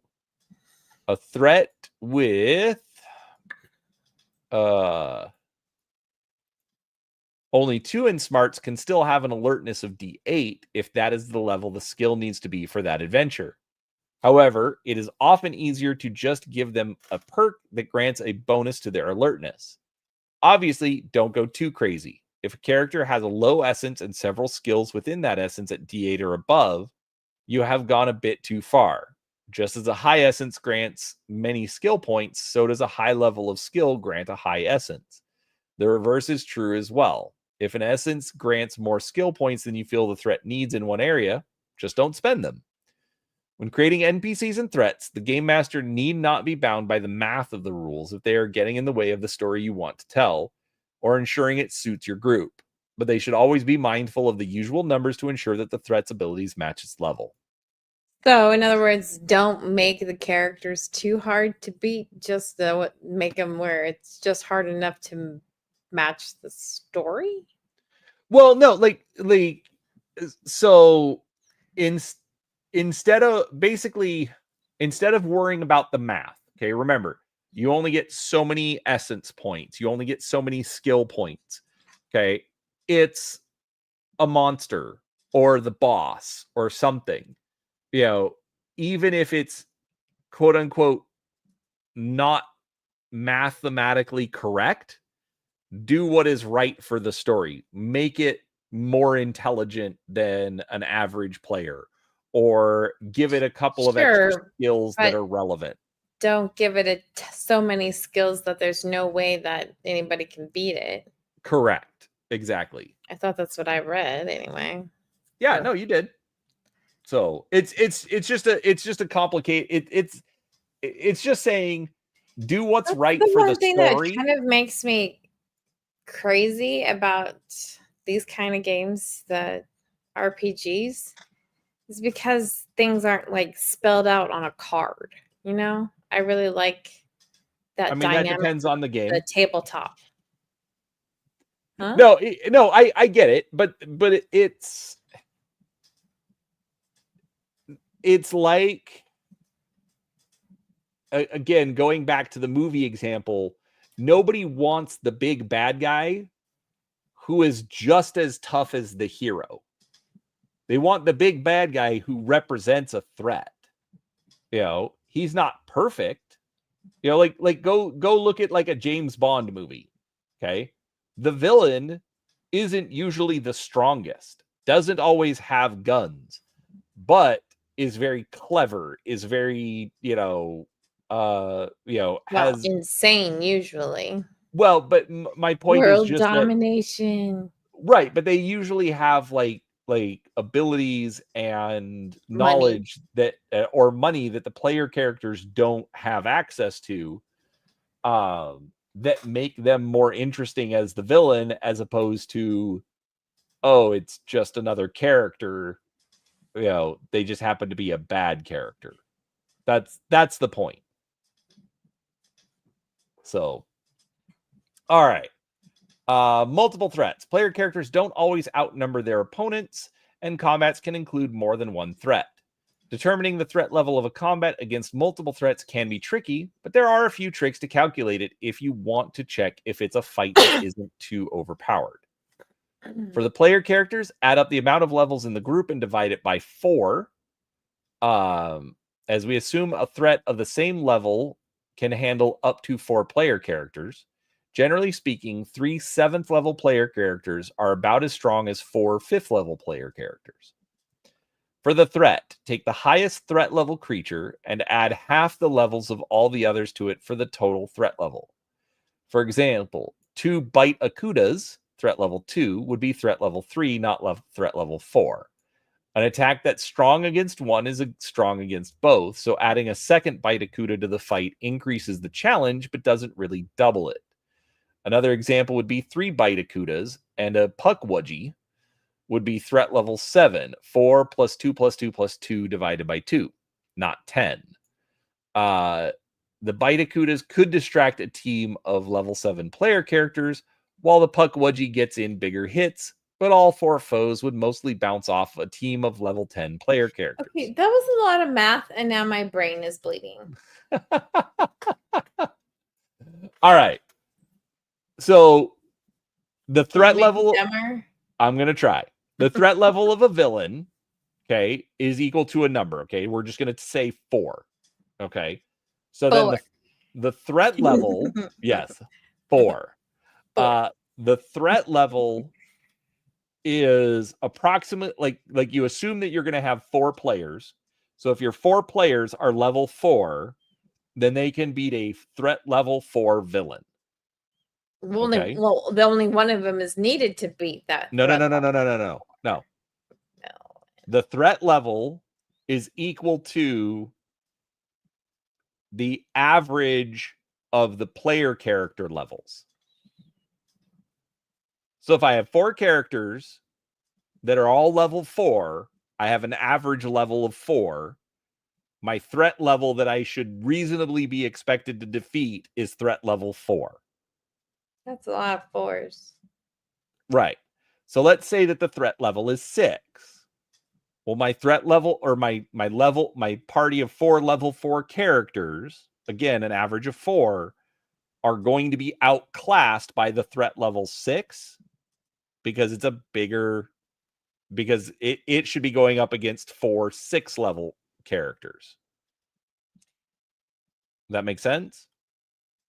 On the one-to-one basis, but when they were Right. doing the math in the Right. example, it was off by 1. Okay, but again, just making sure that you're understanding the basic level. Okay.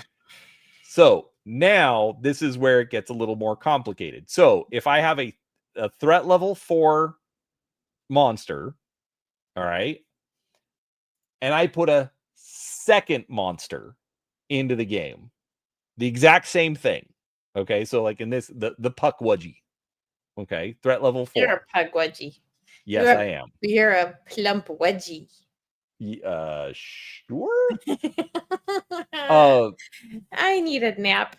Probably. Okay, so what they're saying is that if you have 2 of the same bad guy, okay, instead of just adding the threat levels together, okay, so if I have 2 Puckwudgies, which are threat level 4, I don't now have threat level 8 because the Puckwudgies are the same. They're vulnerable to the same things. Let's say they're both vulnerable to fire. Okay, well, fire is fire. So I'm It'll a affect. pony that has the flamethrower, and I shoot my flamethrower, and it'll hit both of the pudgewudgies at the same time. No, it just means they're both just as vulnerable to fire as one of them is. So you don't need, basically, it's saying just because you have 2, they're not The threat's more not threatening. increased. Well, the threat has increased, but it hasn't doubled. Okay. Like, okay, say I'm good at karate. No, you're Okay. not. Say I'm good at karate. All right. Okay. And You're I'm just up a against, karate kid. right. And I'm up against one opponent. Okay. There we go. I'm up against one opponent. But if you put in a second opponent, okay, yes, I have more to calculate, but it doesn't suddenly make them twice as dangerous. Okay. It's more dangerous, but it's not necessarily twice as dangerous. Okay. So that's why they're saying, so the Puckwudgies are threat level 4. If you have 2, you're going to add half of the threat level if you have 2 of them. So it would now be a threat level 6 encounter when you have 2 Puckwudgies. That's fine, but how come they've got 4 plus 2 plus 2 plus 2? Because in this particular example, it's 3 bite Akudas, which are threat level 2, and 1 Puckwudgie. And so but they didn't have the pugwudgies because those are a they lower didn't. threat There's level. only 1 Puckwudgie, which is the most threatening I thing. meant bite snakes. They're probably Right. So I'm not seeing where they didn't really describe it, but what I'm assuming based on this piece of math is the Puckwudgie is the most dangerous. So we're going to start with its threat level. We then add in 3 bite Akudas, which makes the scenario more dangerous, but not necessarily, threat level 6 dangerous from adding 1 in. Right. So we have to do the 2 plus 2 plus 2 math first. Right. So we then have plus 6. 4. Well, we have 6. No, we have 6 threat level of bite Akudas. Plus 4 divided by 2. No. Divide the bite Akudas. So instead of adding 2 from each, we're only adding 1 from each. So 3.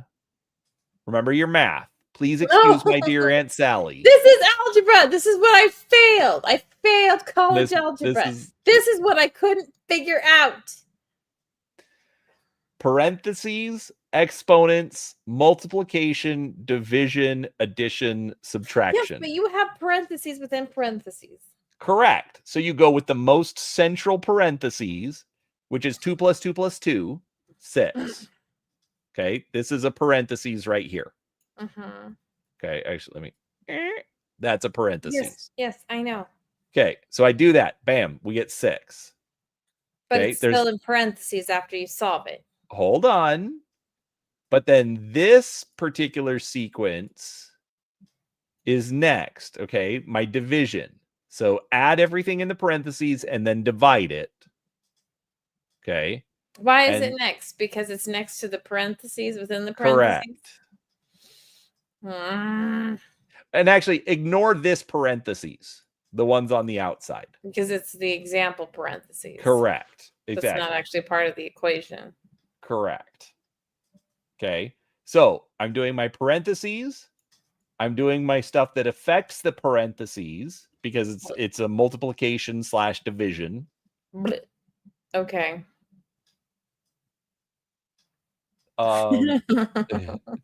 Seraphis, it's not off because the division only applies to the bracket. To the total of the bracket. Right, the total of the bracket. If Pretend the bracket is a parenthesis. If you put the division side next to the other 2 that's inside the bracket, you would be dividing that 2, wouldn't you? Correct. And You'd not the only rest be of the dividing 2s. that 2. So then it would be 2 plus 2 plus 2 1. divided by 2. Yeah. Which is 1, right. which would be 5. Okay. So, I'm there now. biggest Algebra threat, lesson over. Add up smaller threats, divide smaller threats by 2, add to biggest threat. I might need more Dairy Queen after this. Or maybe some normal food. Normal food sounds good. Normal food does sound good. All right. We are almost done. Okay. All right. Then if you just look at the final numbers and you just look at both final numbers and you can see if the player characters should be able to handle it. All right. Oh, so I was assuming the Bitacuda was a snake. No, that's a piranha. Yeah, it's a piranha. Bugbear. Go rawr. Oh, it's a bumblebee bear. Seraphis, you're confusing. It's a cockatrice. It's the chicken dragon. Yay! All right. So you know what? All right. I'm going to call it here. We were going to talk about adventures, but we're already over 2 hours, so we're going to save this for next week. This is also going to go really quick. Well, no, I knew we were going to do at least one more episode. Yeah. So you can't get rid of me. Nanny, nanny, poop, poop. All right. So I'm going to combine. All right, folks, come back next week. Okay. Which next week will actually end up being the last of the My Little Pony episodes. But My Little Pony is the best. I didn't. All right. So Seraphis is now giving me grief. All right. For the record, Seraphis, ours, that was the first one. We were learning things. But also, this one, we've had a lot of stuff that we could just skip over. It's like we're like we completely skipped over, or not completely, but like we skipped over a whole lot of like the locations. What else did we skip? Like we didn't talk about all of the NPCs. We didn't, talk about all of the threats. There was a lot more that I wanted to do with Eberron just because it was dealing with a campaign setting as opposed to a core rulebook like this one is. So, anyways, and on top of that, I'm adjusting as time goes by. That's the big thing to think about. But no, to come back around to it, I like how they did this. I like how they presented the NPCs. I like how they presented locations are locations. But the talking about time and all that kind of stuff, I think they actually presented it all really, really well. I'm still of the opinion that this is a much more solid game than I think it gets credit for. So, any final thoughts from the pretty stabby princess, or is she just now contemplating food? I'm just scrolling through because towards the end of the book they present the Renegade 6, and it's a group of 6 characters that you could just pick up and use in a game, and they're not your your Pinkie Pie or your Rarity kind of thing. Anyway, Right. I was just looking at their character profile. Right. It's pre-generated characters. They've mentioned that before. I know, but I mean, I like the one on page 321. Her name is Stormy Night. She Well, kind how of about we save that for next week? But well, that's true. Okay, you're off of share mode. I was just gonna share the picture because she looks like me. Oh, now we've got to do it. All right, here. Although her hair is shorter. Oh, because you've already got it. Or what page is it on? I said 321. There we go.